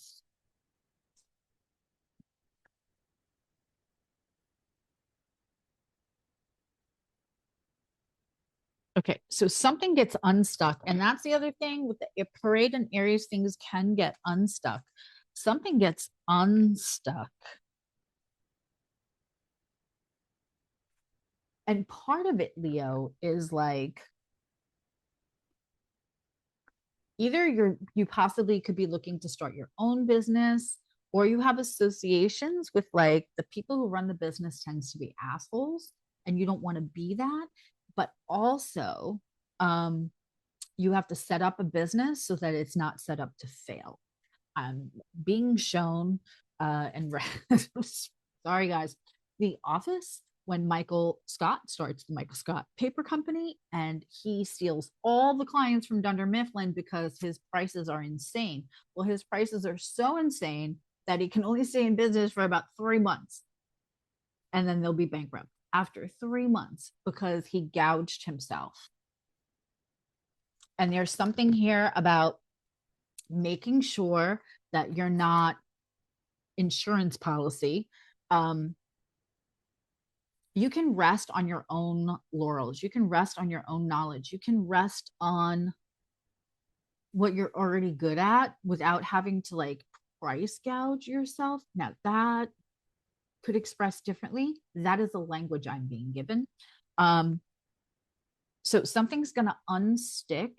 And when it does, make sure you're not playing yourself small. Hi, Virgo risings. If you're just jumping in on the timestamp for Virgo rising, please, please, please, because I know you love a good detail and you love specificity. Go back to the beginning and watch that beginning part, because that is where I get into the detail of what the actual, like everything, how it's moving this week and what that means. And then we're just going to talk about how it expresses for you in the houses.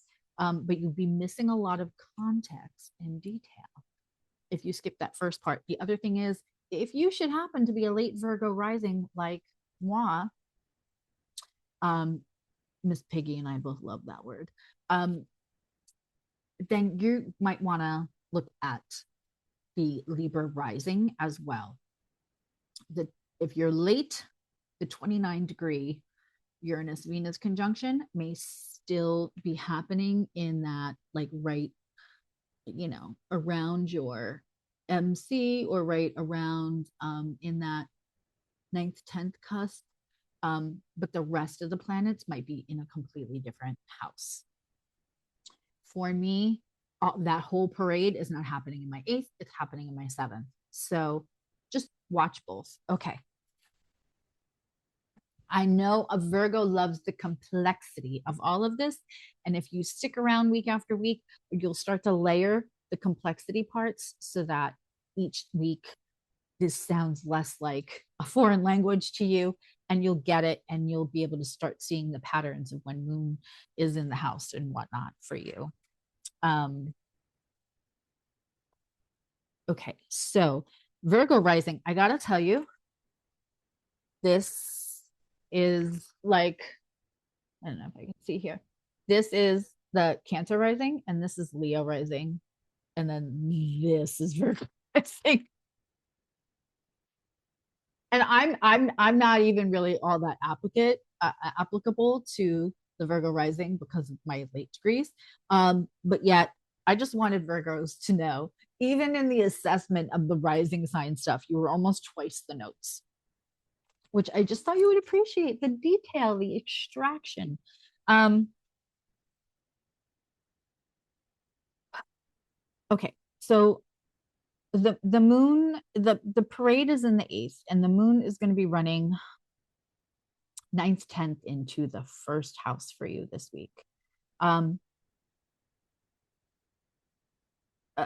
Virgos love specificity. I'm reading right from my notes. So I want you to get specific about the thoughts that you allow to occupy the space in here. Because Virgos sometimes, maybe possibly allegedly, deal with the inner critic a little bit. Because we understand, I will die on this hill. I've been saying this for years and years. People who have been in my community for a long time know they're probably tired of hearing me say it. But the PhD course in Virgo is not the pursuit of perfection, but it is the peacefulness of what we have already produced. If you can just be peaceful in what you produce, it's game changing. The inner critic ironically drives us to do things very well.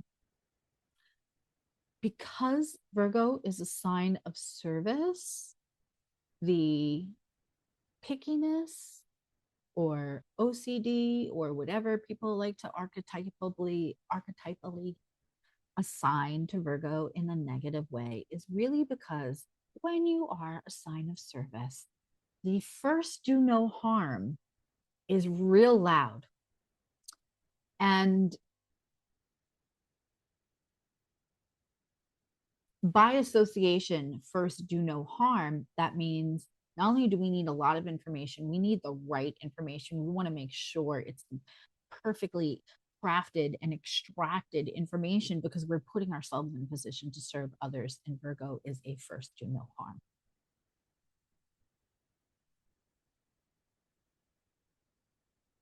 With that being said, the drive to get things right feels heavier, not because they want to walk around saying, look at me, I'm perfect and you're not, is because they know that this is at some point going to affect another human. The weight of potentially being harmful to anyone is that's felt, even if it's super subconscious. I often say to my Virgos, your ethics are so naturally put internally woven into every fiber of your being. You're the ones that most worry about, God forbid, you hurt somebody else.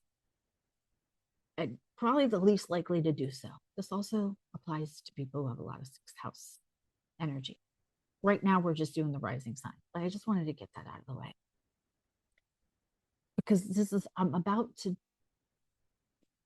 give you a forecast, and I wanted to make sure that I am very solid about how good the Virgo people are. I want you to get specific with not allowing that inner critic voice to be the loudest. This week, a lot of opportunity to work on the narrow pathways of that. It's a great week for investment into business, financial investment, financial in your mindset, advocation, in community, integrity, and investing in your future. All of that could be magnified in the Venus Uranus in the 9th. You could get a surprise offer.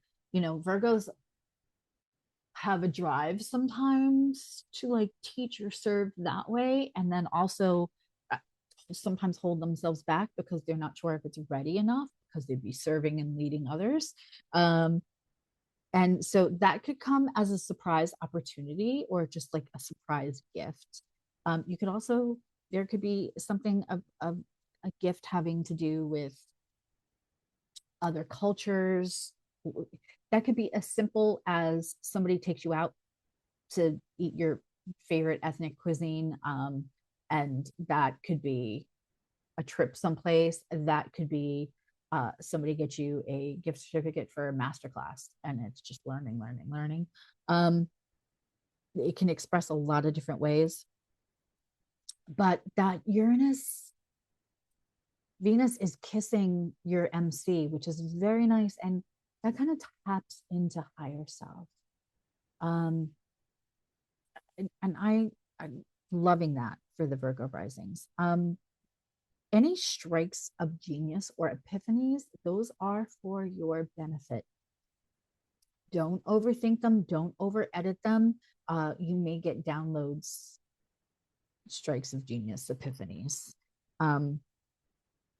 Also, that's also squaring your rising. So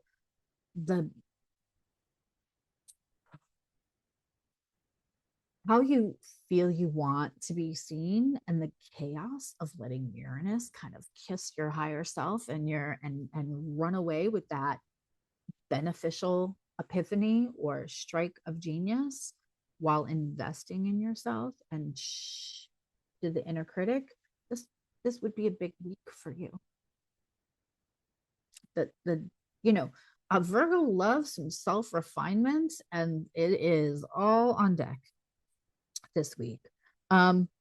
When that challenge from that, where are we going next, to how am I used to identifying as, when you meet that, this could be a huge leveling up. And anything stuck around a relationship could possibly move forward. Let's take a card about leveling up. One second.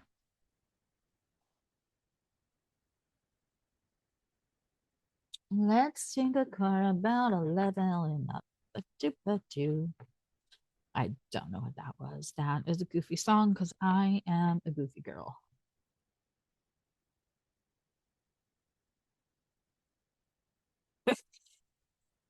We were all very tired, and two of us were a little punch drunk at D&D this week, and it was just extra silly. But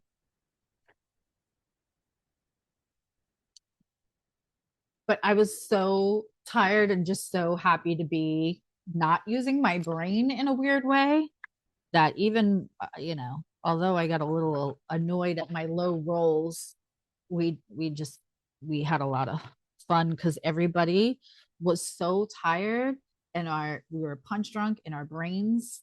And by the way, there's a shit ton of Virgo energy in that room. But it was almost like, we were able to be extra goofy and extra silly because that part of us was let go. Because when you're punch drunk, they call it that. When you're so tired, it's almost like the relaxation, almost seemingly like enhancement. All right, let's look at this leveling up, self-refinement.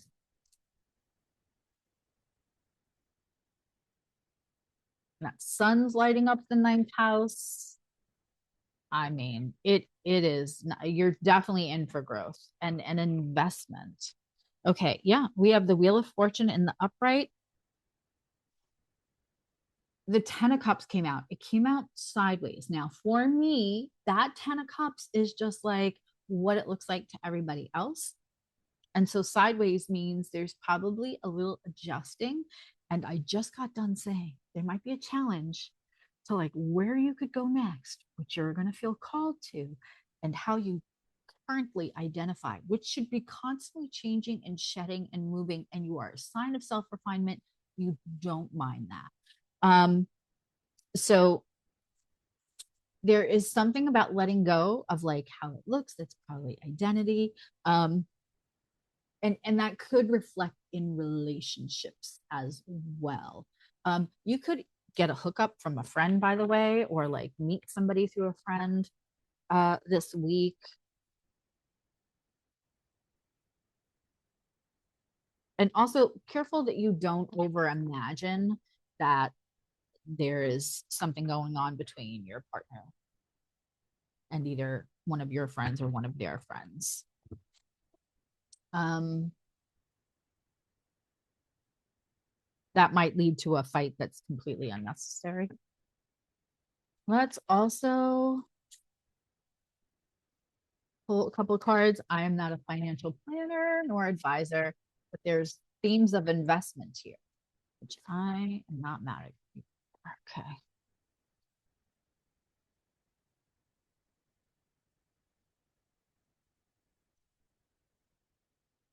Nine of Pentacles and the Death card. Let me tell you something that is Scorpio. Scorpio likes some money, and Scorpio is all about investment. And you have all that Aries energy in the 8th house of investment, transforming finances. Nine of Pentacles. This is reaping your rewards. If you invest it, you can transform. And this is allowing yourself the idea that the fruit is ripe, so pick it.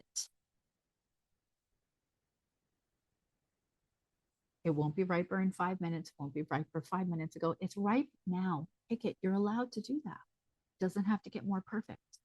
It doesn't have to get more aligned. Hey, Libra rising.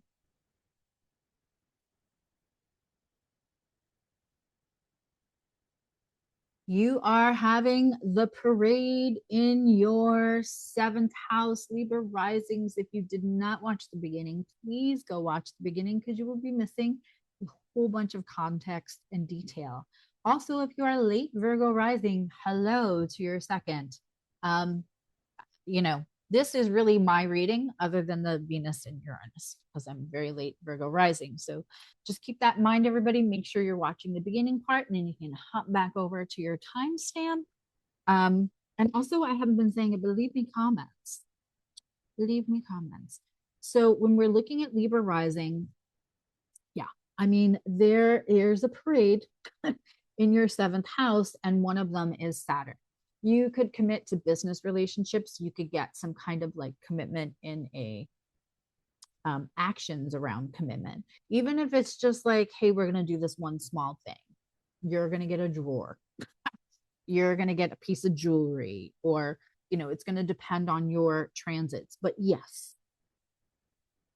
yeah, this could be looking like commitment. You got Jupiter in the 10th.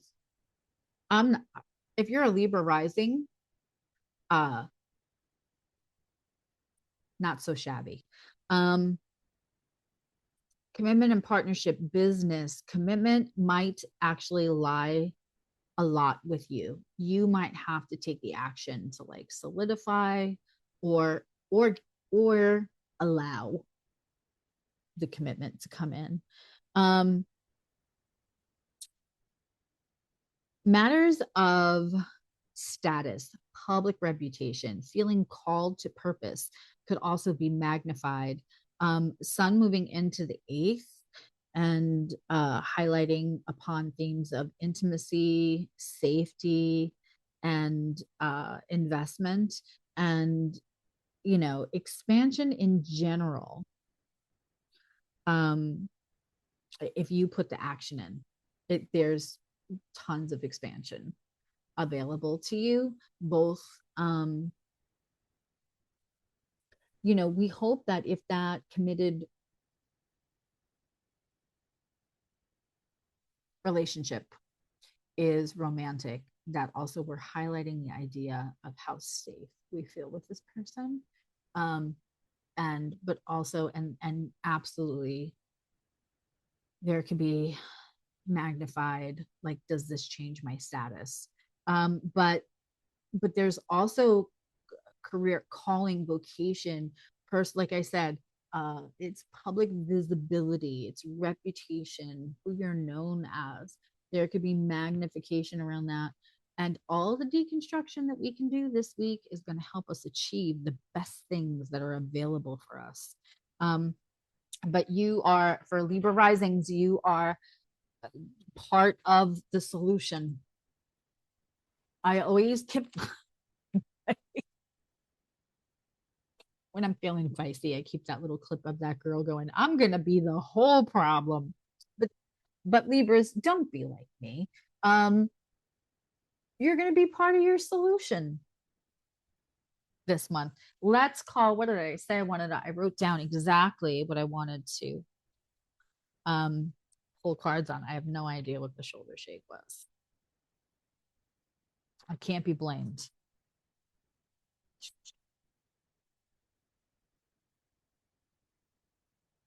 Okay. So we're going to pull cards. Obviously. Obviously, in the words of Severus Snape. We're going to look in on that seventh house, that commitment. Again, gifts in expansion.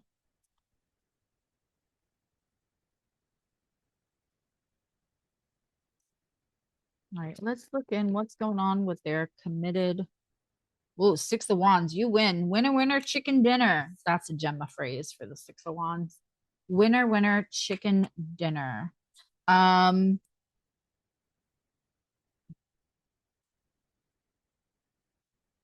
the surface bullshit goes away and this goes into like what you've deeply desired. This is not just put a ring on it because it's time. This is a deep, intimate commitment, knowing each other under all the nooks and crannies. I just got to chill the way that you really want to, and representing yourselves as such to the world. This feels like real teamwork too. So like it could be business partner, but winner, winner, chicken dinner. Um, and let's see what's going on with status or career. I want this deck for that.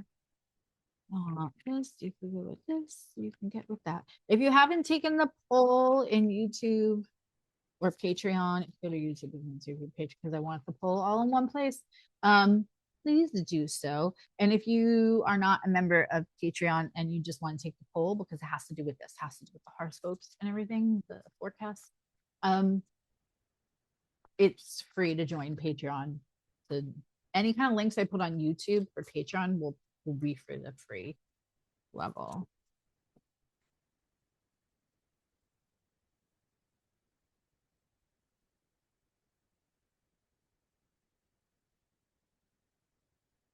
Okay. So let's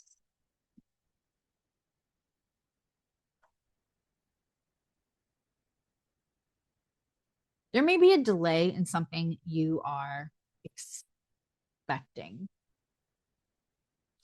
Um, and this just kind of happens in life. The minute that you stop expecting it, it feels like it comes in. And I think you're expecting this little small thing to kind of then hopefully build. And I think the second that you let go of your expectation, this looks like it could come in a much bigger way because your molecular quantum physics energy of putting limitations on how big it should be at the beginning. Should is a dirty word. It takes off the limitations and then it's even nicer. So you're not letting go because you're giving up. You're letting go because you're erasing the board of what the criteria looks like and you're letting universe give you what they think you deserve instead of what you think you should only get. Man, I love that for you. This is very interesting. That parade is in your sixth. If you are jumping into the timestamp, welcome Scorpios, please go back to the beginning. I know you can use 5 words for 20 and I do the opposite and that might like rub you the wrong way sometimes. But if you go back to the beginning, there's very important context and detail that has to do with the actual horoscope for you, not even just like information about that channel or anything else, but there's actual the meatiest context about what it looks like this week, so that then you can understand when I'm talking about how it expresses for your chart, for your house systems and house placements. And also, if you are very late Scorpio rising, please also listen to the Sag rising. Sag rising is having a party. You will not mind listening to Sag rising. Okay, so Scorpio rising, you got a lot written down. It's a parade in the 6th, Jupiter in the 9th, and the Venus and Uranus in the 7th. The moon is kind of moving through your 7th and to your 11th house, really kind of 8 to 11, but it's in there for a hot minute today. You know, careful of what you're eating. There just could be a tiny bit of like irritation from something that normally doesn't. Nothing to write home about, but apply if you want to burn your house, job, warehouse, place of business down. If you want to burn, let it burn. Your place of business, please put down the lighter fluid and just go apply to everything. Things you think that you could not get because you think you're underqualified, things you are whatever. Just apply. It will work for you right now. I promise. And you could come up with something that you end up staying at a long time from one of the things that you think is the least likely.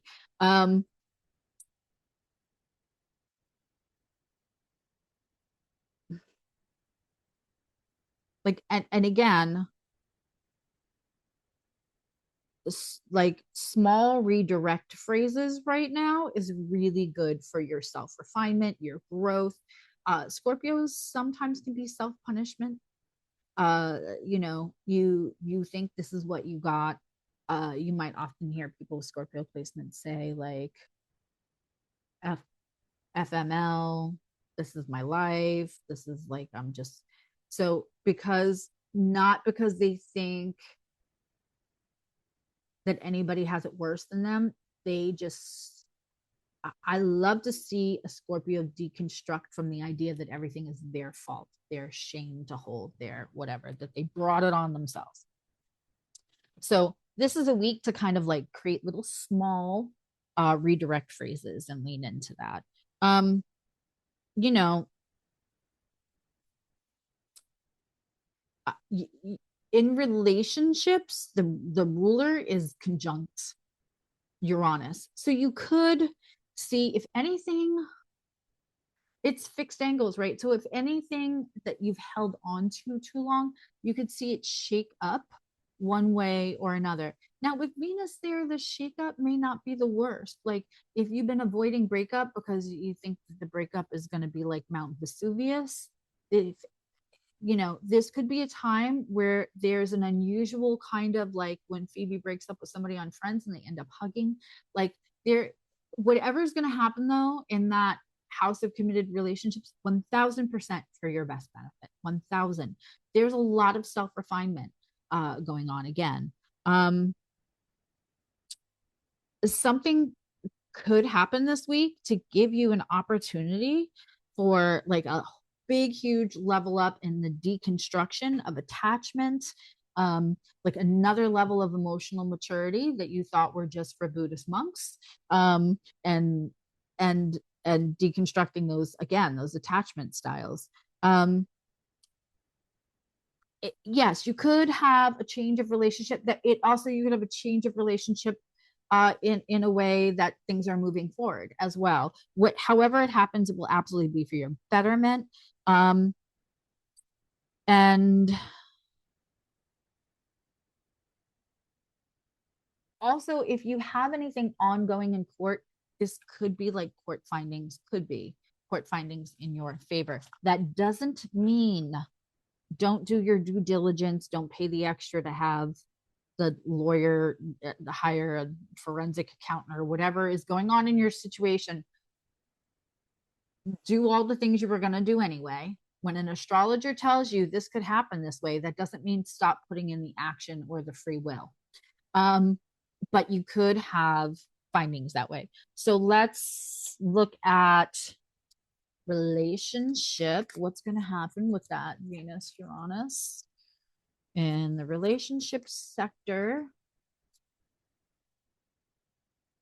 And then we want to look at self refinement. And of course, we have the sun moving through. Just anything going on in your committed relationships is going to feel like a little highlighted. And again, that could be like bestie business relationships. And it could also be like any kind of legal stuff going on. Um,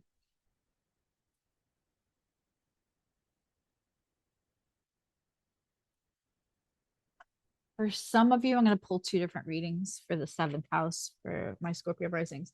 For some of you, if you're in something that maybe kind of slowly went away, um, the physical chemistry may not feel like what it used to be, to the point where it feels like it's the horse you beat dead. Um, and the small little things that you may have been doing for a while, again, fixed angles sometimes can do this. Um, uh, there just may be a realization, like in a loving way, that it would be better to release each other than to try to keep reviving. Sometimes things get to a DNR status. That is if, but it also feels like if you've been wanting out, there could be solution around that feels much less like combative. The person you're fighting is with yourself. If you're fighting anyone, Scorpio, with your ruler in Mars and that sandwich. But again, that is where the opportunity comes for the leveling up. Um, that's incredible. Okay, so yeah, somebody might have a change in circumstance in a potential relationship that helps you all come together. And also, their fixed angles tend to not want to be too unconventional in how they deal. But listen, anything can be we don't do archetype astrology here, right? So like anything can be mitigated by personal placements. That just is what it is. I keep thinking it's like 12 at night because these blackout curtains are no joke. Um, a Scorpio risings, it I think it will be eventually conventional. There's a lot of, if this is something coming in, there's a lot of desire, and kind of like if there's a will, there's a way that is coming in. So there's like a change of circumstance, and then like you're happy to like both of you are meeting halfway in the middle to accommodate anything that isn't exactly ready to go into the level of commitment you might both want. Um, and then let's just take a card for self refinement, and I'm gonna take an oracle one for this. I can't remember. I would have to go get the box somewhere up there, but these are healing something. For Scorpio rising, self refinement. What is the card? I allow myself to receive fulfillment, the same fulfillment I'm willing to give. That is such a Scorpio rising. Liberating love. And the other card that came out is polishing my heart, feeling his power that keeps me, that helps me to heal. Like, so don't avoid.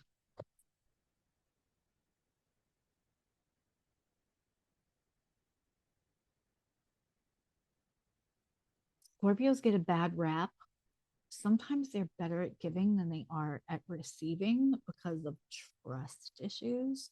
And what those cards are saying is like, take the little wins, take the little gifts, take the like, learn how to receive a little bit. because it's never their intention, but eventually it creates like an imbalance, either for them or for both. And so you do yourself a favor and any future partner if you just baby steps to the receiving. Sagittarius rising, come to the front of the room. If you have hopped in on the timestamp for Sagittarius rising, thank you for being here. Now go to the beginning and watch the beginning, because it's not just stuff about the channel. It's not just advertising. I promise you, there is juicy context about what this week actually looks like and what those planet clusters and conversations really mean. And now we're just going to look at how it looks like on Sagittarius's rising sign, but you'll be missing a lot of context if you skip that first. Hop on back. Let me tell you something. Sagittarius rising has a good one. It's good. It is good. I wrote here, party. The moon running from like your 5th to your 10th. Sorry, your 7th to your 10th, really, and it kind of sits on the descendant line. Not so shabby. On today. But the Venus and Uranus is in the 6th. Like, who's giving out free jobs? This also could be like the universal pet distribution hit you this week. Also, if somebody has had like any kind of like health issues, all of a sudden there could be like some kind of solution, especially with the sun coming in there as well as the Uranus Venus. Like all of a sudden there could be like, oh, we let the air out of the tires. That's what's been going on the whole time. There is, and it may very well be around a simple food change or adding something. Sometimes things that don't feel bioavailable through supplementation or are bioavailable through food. I'm still a fan of Western medicine, so that no one misconstrues what I'm saying. Don't conflate like maybe food is helpful or an answer here as food is the only answer for health issues. We're not doing that. But there could be awareness also of like your support systems, like who's kind of supporting you when they should and who's not. It'll just be an awareness. I don't know if there's action yet, but let's talk about that party in the 5th house. That we are talking Sagittarius. I mean, I almost said Sag motherfucking Tarius. I'm okay with that.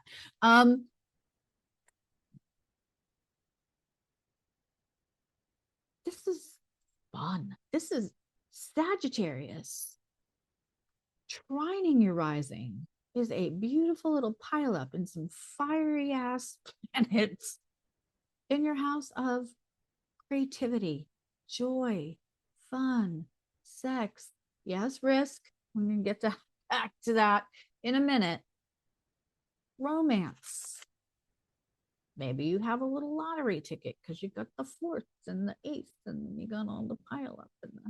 But if you do, do not go to the casino and play all night. This is quick. This is slam bam, thank you, ma'am, for the money. This is pick 4 while you're at a bar. This is a scratch off. Instant lotteries. Okay, let's be clear. And if you pick it by like feel, that would probably work better. Anyway, don't be overly cerebral about it. It should be impulsive and intuitive. I'm not guaranteeing. I wish I could guarantee all of you. I wish I could, but I'm just saying, if it feels right, check in with yourself. If it feels right, go for it. You know,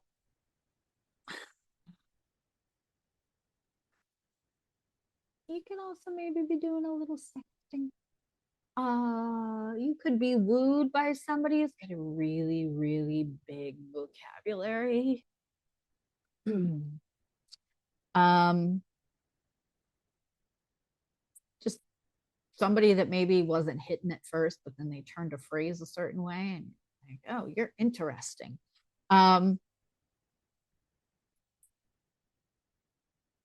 We're also going to look at our relationship between like risk and consequences, joy and intimacy, creativity and investment. Um, it's a very interesting week, and it's fun. Have the fun. God knows we need the fun. God knows we need the fun. Yeah. Also, the magnification is that, like, between creativity and investment, and risk and consequence, and joy and intimacy, and sometimes the joy of sex and intimacy, and like, so you'll have those kind of epiphanies for yourself, for sure, because this is a self-refinement, looking into like how we do other. um let's pull cards for some brown chicken brown cow, because it's Sag motherfucking Terrius. So let's pull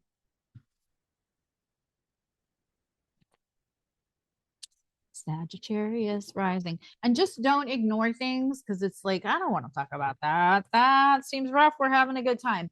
Just, if the intuitive thing, because I don't have a shop anymore. I'm gonna get it going again, but I have a shirt that I designed that it says I'm Sagittarius and I know things, because you do. You do. I mean, you're the house of knowledge and spirituality and insight and other cultures and growth, and so just comes natural. So trust the intuition even when you want to ignore things.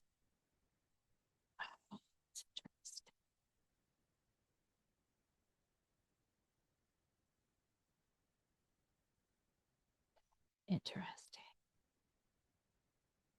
Well, if any of you like a little BDSM, that could totally be on. And it's very, like, it is verbal. It is, no, I'm not going to give you that. And then he tells you what you're going to do, or the opposite. Or it's very, I'm going to give this to you. No, I'm not. And them saying, yes, you fucking are. You will do what I tell you. I said I was going to pull cards for some brown chicken, brown cow. I don't know what to tell you. That's what I got. A spicy read. The other thing we're going to look at is the creativity and joy.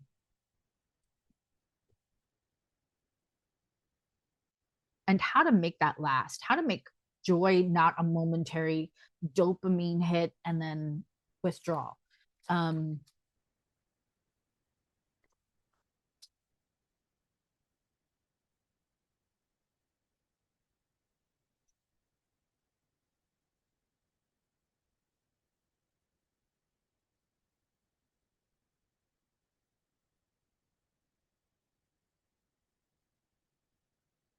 all right.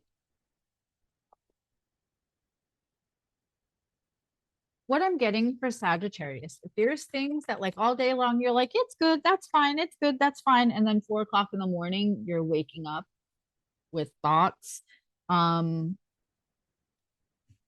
you may want to check into childhood stuff, but like, softly, gently support yourself when you feel the resistance to, like, look under the rock, which Scorpio is so good at, and then Sagittarius kind of overcorrects. So, like, nothing under the rock. We don't even have to look. Um, Baby steps. I keep saying the same thing. Baby steps. Aries is the baby of the, it's, and it doesn't mean it's immature all the time. It means that it's the beginning steps. So take the beginning steps to, like, when you feel those thoughts, don't, just allow them to be. You don't have to find a solution. You don't have to be mad at anybody. You don't have to be mad at yourself. Um, you don't have to cure world hunger, but just allow the thought to be without punishing it and sending it away. And then eventually, this is going to get to a place where you allow things to all be, and have, again, I don't know that there's a whole lot of, like, you have to fix everything this week, but just allowing awareness seems like a really big, beautiful, it's a little step that leads to a big, beautiful thing later. Capricorn rising. Uh, we are in a very interesting week for you. If you are popping by on the timestamp for Capricorn rising, please, pretty please, although you're in charge. You're all authority. So I'm going to ask nicely, Capricorn risings, because I know you know best. But if you would please go and watch the beginning, there is very important information that helps you extract the best out of this. Because, I know that you have other things to do, that you are busy. So I want you to get the best. So just go watch the beginning part and then come back to the timestamp, so you don't feel like you wasted your time because you're missing context. I would not want to do that to you. Your time is very precious. Okay. If a Capricorn spends all their time on you, that is like spending $5 gazillion on you. It's the most precious commodity. Okay. Cap risings. You've got this parade in the fourth house. One, if you're selling a house, great. If you're buying a house, great. That sun is going to run through the fifth and remind you to have joy and creativity at some point.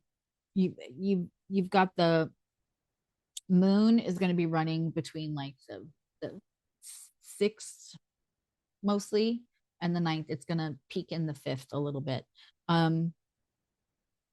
Anything that's like passively at conflict or tense within your home structure or around your home, or like something needs to get fixed, or you're waiting on the damn insurance money, or you're fighting with the insurance people about whether it's covered or not, and you don't want to like, if you have to like anything, there is room for resolves.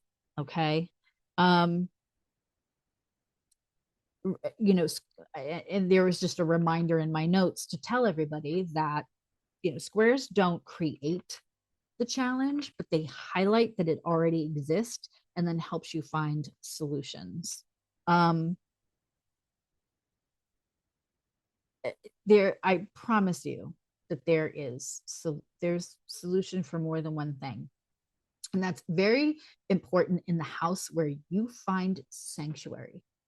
Because if you're Cap rising, this is your sanctuary house, where that's where you go to relax. That is where you go to reward yourself for your hard work, and the energy you put into being a humanitarian, one person at a time. And so having tense, that does not roll well with Capricorn energy. um Uranus and Venus are in the fifth. Again, I don't hate a little quickie lottery ticket. But also like the joy of whatever food, sex, anything that is absolutely available to you. And if you want to be creative around either of those things, I would encourage you to be so. Um, Creative genius, strokes of, which Capricorn, when they get a creative genius idea, man, they run with it and they can make it real solid and last a long time. I feel like I get creative genius flashes all the time. And then if I don't speak it into my phone, if I don't, I'm thinking I would never forget that. That was, oh, wow, that was great. Yeah, I have to do that. Or I have to film that video about that concept or whatever. I squirrel between the Gemini Mercury and the Aries moon and the ADHD, like I'll remember again, but 2 months later when I'll also not be in a position to like write it down. Capricorn gets that idea and they don't just like run with the ball and pass it off. They put the touchdown, they do the dance, and they make sure that it's written into the new playbook so that it can create a system that can be repeated. Because the legacy. Um,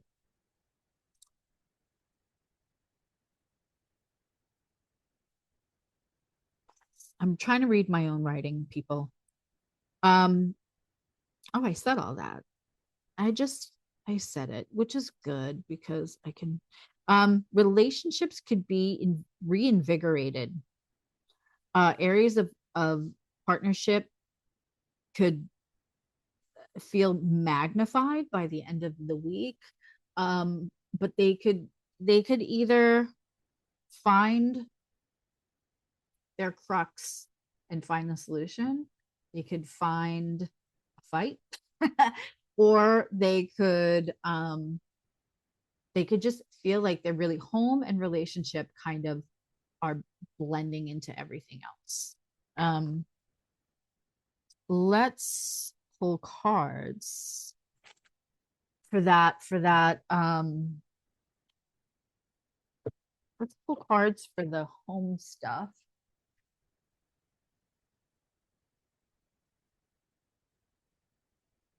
I have not pulled these, but I love these for Capricorn. This was a gift from a friend. This is the Druid Tarot or something. Getting a whole thought that I'm not sure is going to be part of this reading. So I'll let the cards come out. And then if it feels like that was for the reading, then I will add what just came in. Okay. We are looking at situation at home. We have the Empress, and she is preggers. That doesn't mean anyone's getting pregnant. Hold your horses. And if you're a Capricorn rising, your horses come from the royal stable. Oof. There is an idea that you may have been like, yeah, that would be great. I don't have time.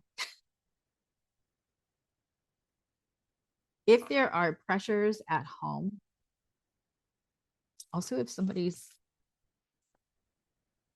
patiently waiting for you to put the time into home, let's see what they think is. That one flew. Okay.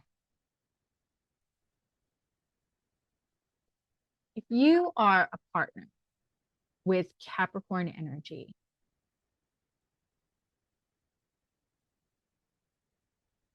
you may be the shelter.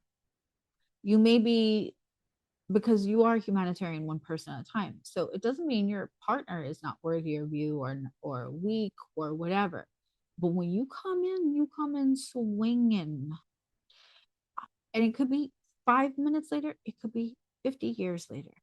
But you're think that you may have set up systems for everything to work like a well-oiled machine. Everybody understands that other things need to be attended to, but all of that does not matter right now. Whether that's you or somebody in your home or somebody in a relationship, something needs like literally TLC.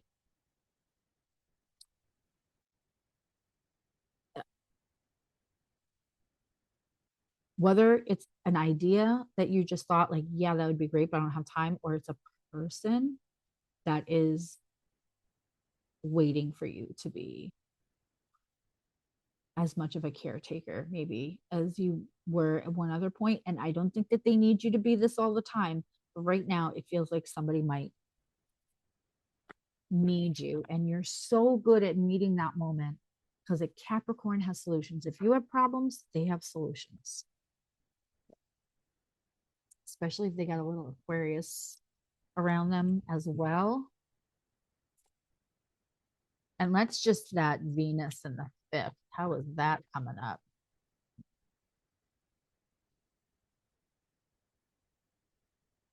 Woo! Holy crap.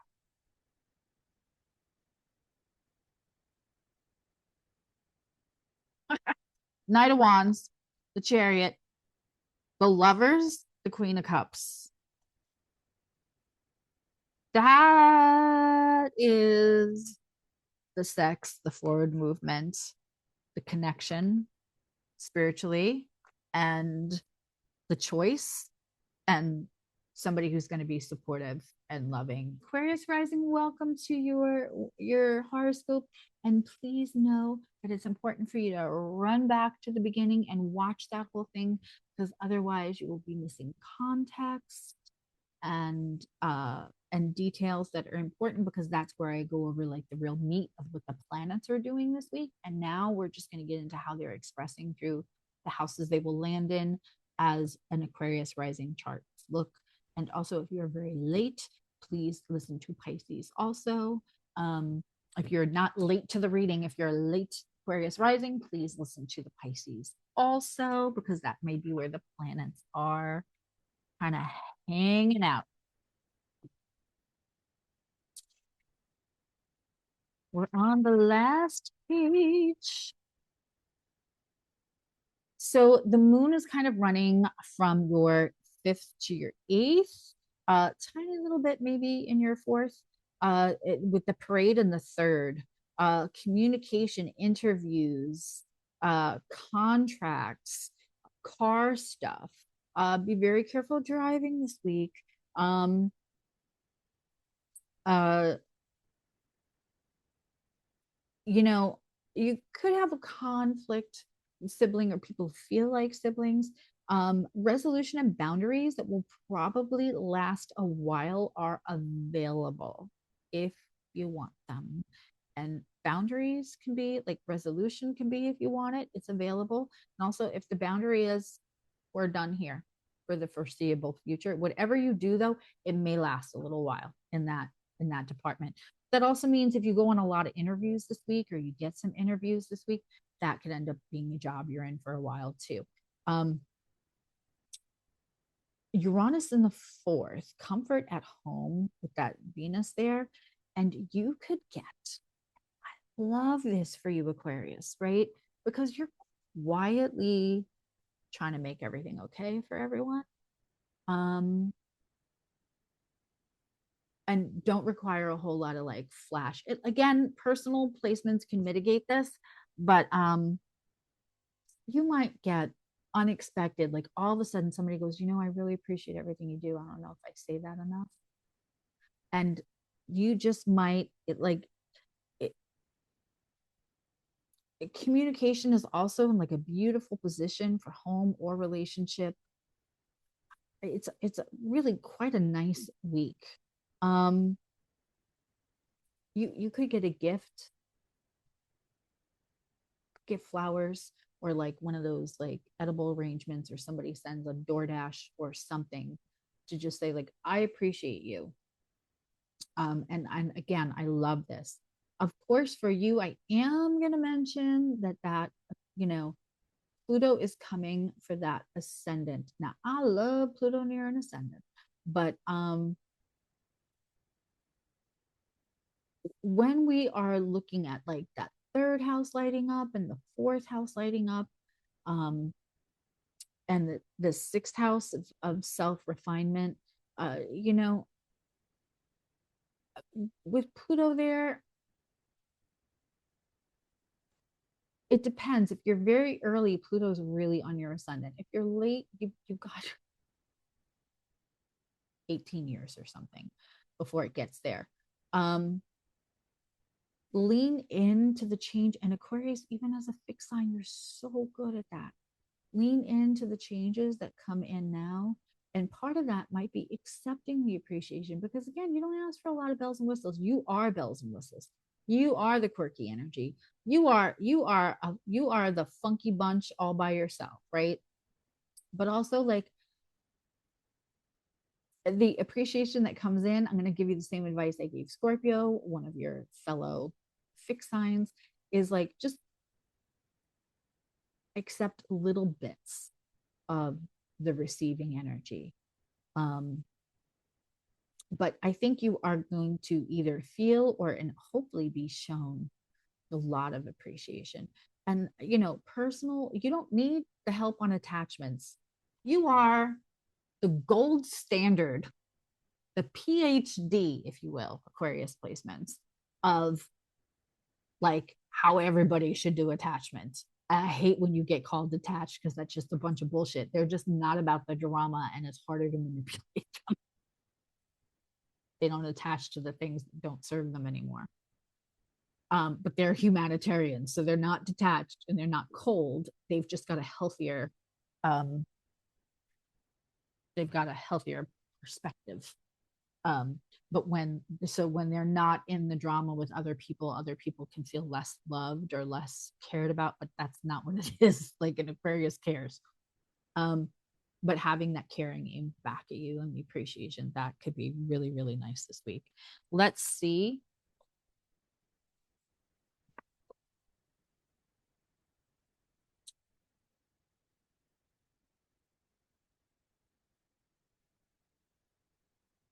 Let's see if we get anything up about like contracts or interviews, any of that. This also could be like a writing project, podcasting, in this modern time, when we're looking at like communication and book writing and letter writing and email campaigning, we're also looking at content creation and podcasting. You're going to publish, you're going to create the content, you're going to create the podcast in this kind of a thing. You might not be fully publishing it yet. You're going to create it. So that can express many, many different ways. You are creative as fuck right now, which makes sense because Saturn is your friend, and Mercury and Mars and Saturn, you're just getting stuff done. There's going to come up, there's a decision coming up this week. Maybe towards the end when you have that square and to Jupiter. And I gotta say that it's going to seem like it looks like there's only this way or that way. And I want you to really just kind of trust your gut, because there could be, and you're so good at progressive solutions, the things that people haven't really like fell into convention around a bit yet. There's a third way, and it's really important that you don't rush the decision and that you let that third way kind of come up.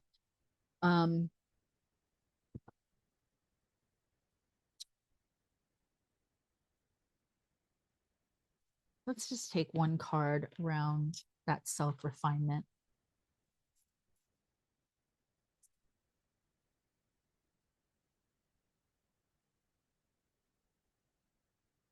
Could also get like a little acknowledgement or raise at work.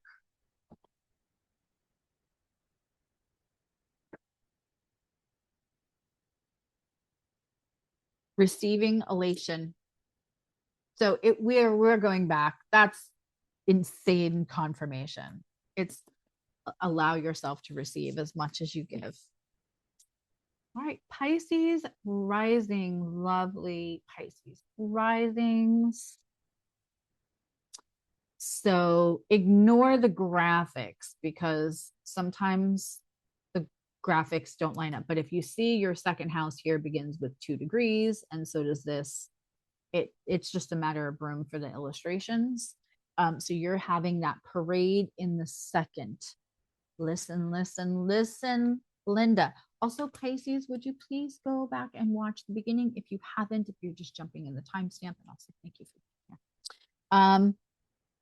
So the moon is mostly running from the 4th to the 7th. You might get a little third house action there. The parade in the second, advocation for your own resources and worth.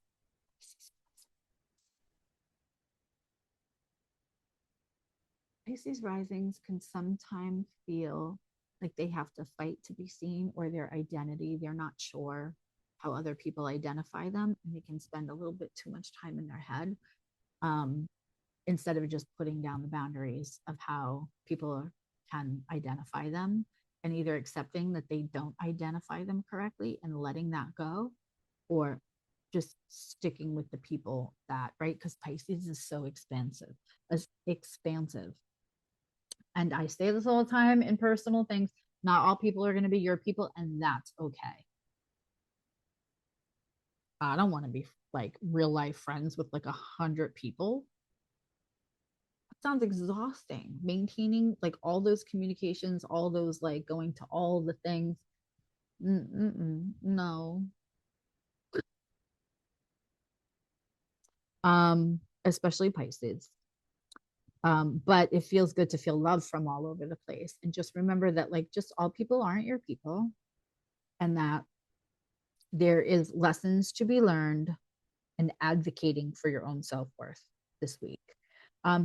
Jupiter in the fifth. This is very creative. If you take grounded action, this could be a stellar week for you, Pisces rising. I love.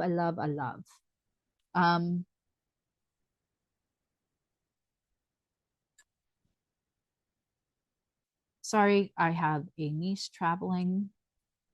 Gonna edit that part out.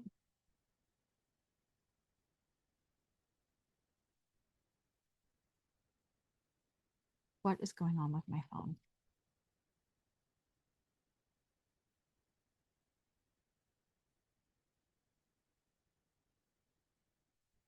Okay, we're back.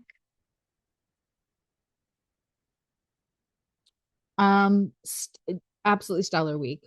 Unexpected. Reading my own handwriting. You could end up with a new car, or unexpected communication with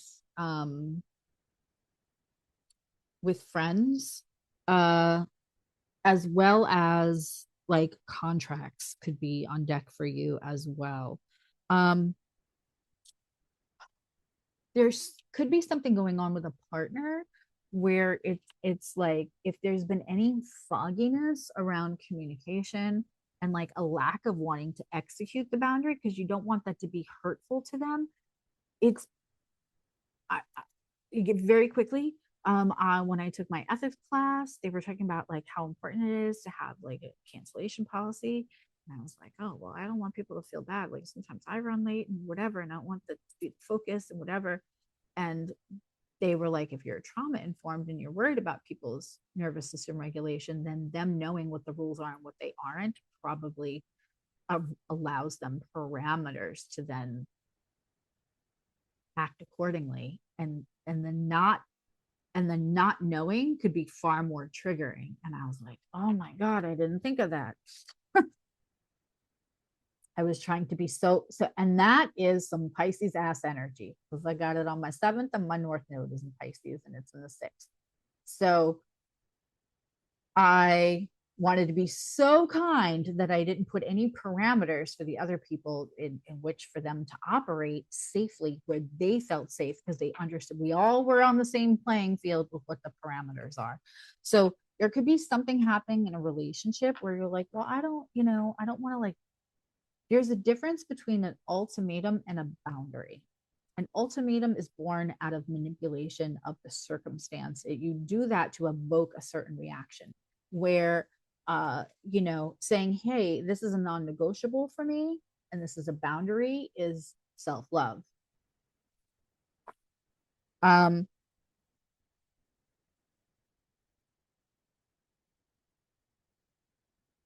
If words are needed, right? All the nice words, all the things you would love to hear. Please remember that if there's something going on in the relationship sector, it's not about what you would. I want you to think what I want you to ask them if you can't intuitively figure it out. Take a step back from what you need, and I don't mean you're selfish, but like you're trying to give them what they need by ways of the vehicle that would best suit you. And it may be a difference of just changing some words around. One of the examples I always give is when I hear somebody say, I'm always attracting, people who abuse me or people who are not good in relationships. And I always ask them to be open to the idea. And I make the suggestion of them saying, people who are not good at relationships historically have been attracted to me, but now I'm at a place where I know I don't have to let that in. They are attracted to you rather than you attracting them in. Changes brain chemistry. It's the same sentence. Sometimes changing the words around is very valuable, and that comes up for you this week. And when the right words are found for the partner, rather than what you think all the intentions are good. I can feel it. It can move some really stuck energy. And not only having boundaries, but respecting boundaries. The more that you make boundaries, the more that you'll be able to recognize other people's because Pisces is so kind and so loving and so sweet, and so often they get made to feel like they're too much, or whatever.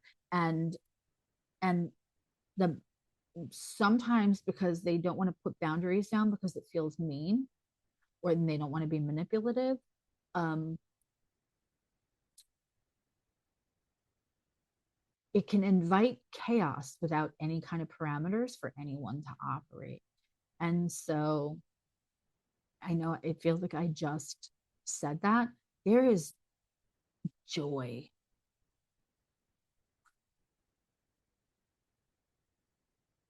You know, there is activities of the heart and a little bit maybe the body available to you. And just the the ability to not see not being nice is not because it will eventually build up, and not feeling selfish around advocating for yourself as well. It's a whole theme this week, but oh my god, the stuff that could come out, especially at the end, love, love, love. Okay, so let's take a card around. Let's take some cards around like the boundaries, parameters kind of thing. And I'm using what feels like a very Saturnian deck. I mean, I often use this for like jobs, money, or stability, or and always like boundaries, structure.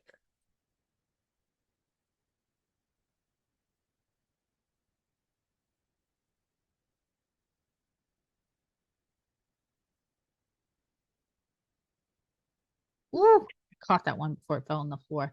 Yeah, okay. So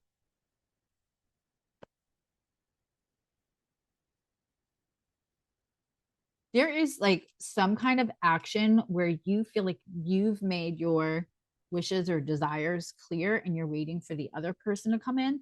But if you take grounded action yourself, something you've been waiting on for a really long time finally comes in, which I love for you. So see, that's where like that's the benefits of the boundary. There are benefits and boundaries.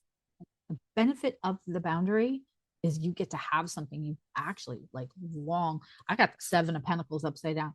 That means like you've done 8 your Cracker Jacks. Like this, you've been waiting for that stick-on tattoo for fucking ever, but it's been waiting for parameters to come in and operate. And so, like when you do that and you take the grounded action, fire, fire week for you, stellar, love, love. Um, I'm going to pull a card for you for joy and romance. Okay. Creativity. It feels really good.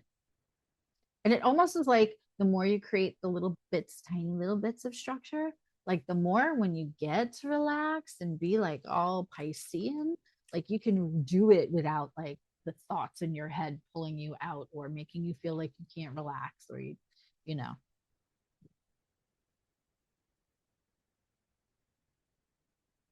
Yeah, 100%. Okay. Something again, there's like the end of waiting energy, something that like was not yours to carry, you put down, and somebody who like thinks you're hot is going to come in. Now, if this was you trying to like feel everybody's feelings on both sides, have all the conversation, like sometimes we try to fill in the space. I'm a water sign, I get it. But sometimes we try to fill in the space. So if you pull yourself back from trying to like being so caring and empathetic and to somebody else because you can understand and feel their pain, so you're trying to like help them like fill in the space. um if you pull that back, because what's meant for you won't miss you, Pisces, will come back around. You got cotton candy walls, nothing locking them out. I like a Knight of Wands. This is what I refer to as the panty dropper. I asked for joy, for romance. Oh, hubba hubba, Pisces. Everybody's getting this ending. I love you. Now you love you. I think there's a code somewhere floating on YouTube for our reading with me through Woke Astrology for astrology. And there is metaphysical sales on both Patreon and YouTube. Leave me lots and lots of comments and have a good fucking week. I will see you back here next Sunday, hopefully much earlier. My internet did not work. I was ready to film this literally 6 hours ago, and I'm just finishing now because we had no internet for no apparent reason. Interruption sometimes is the Martian energy cutting through. I will be back next week with more shenanigans, and we'll look at next week. And please participate in the polls on Patreon. You do not have to be paying for anything to participate in the polls. That sounds like a tongue twister. Yeah, I can't wait to bring you more. And this will eventually be like a whole big grown-up fancy podcast. Well, not fancy because I'm not really fancy, but it'll be grown up. Bye, everyone.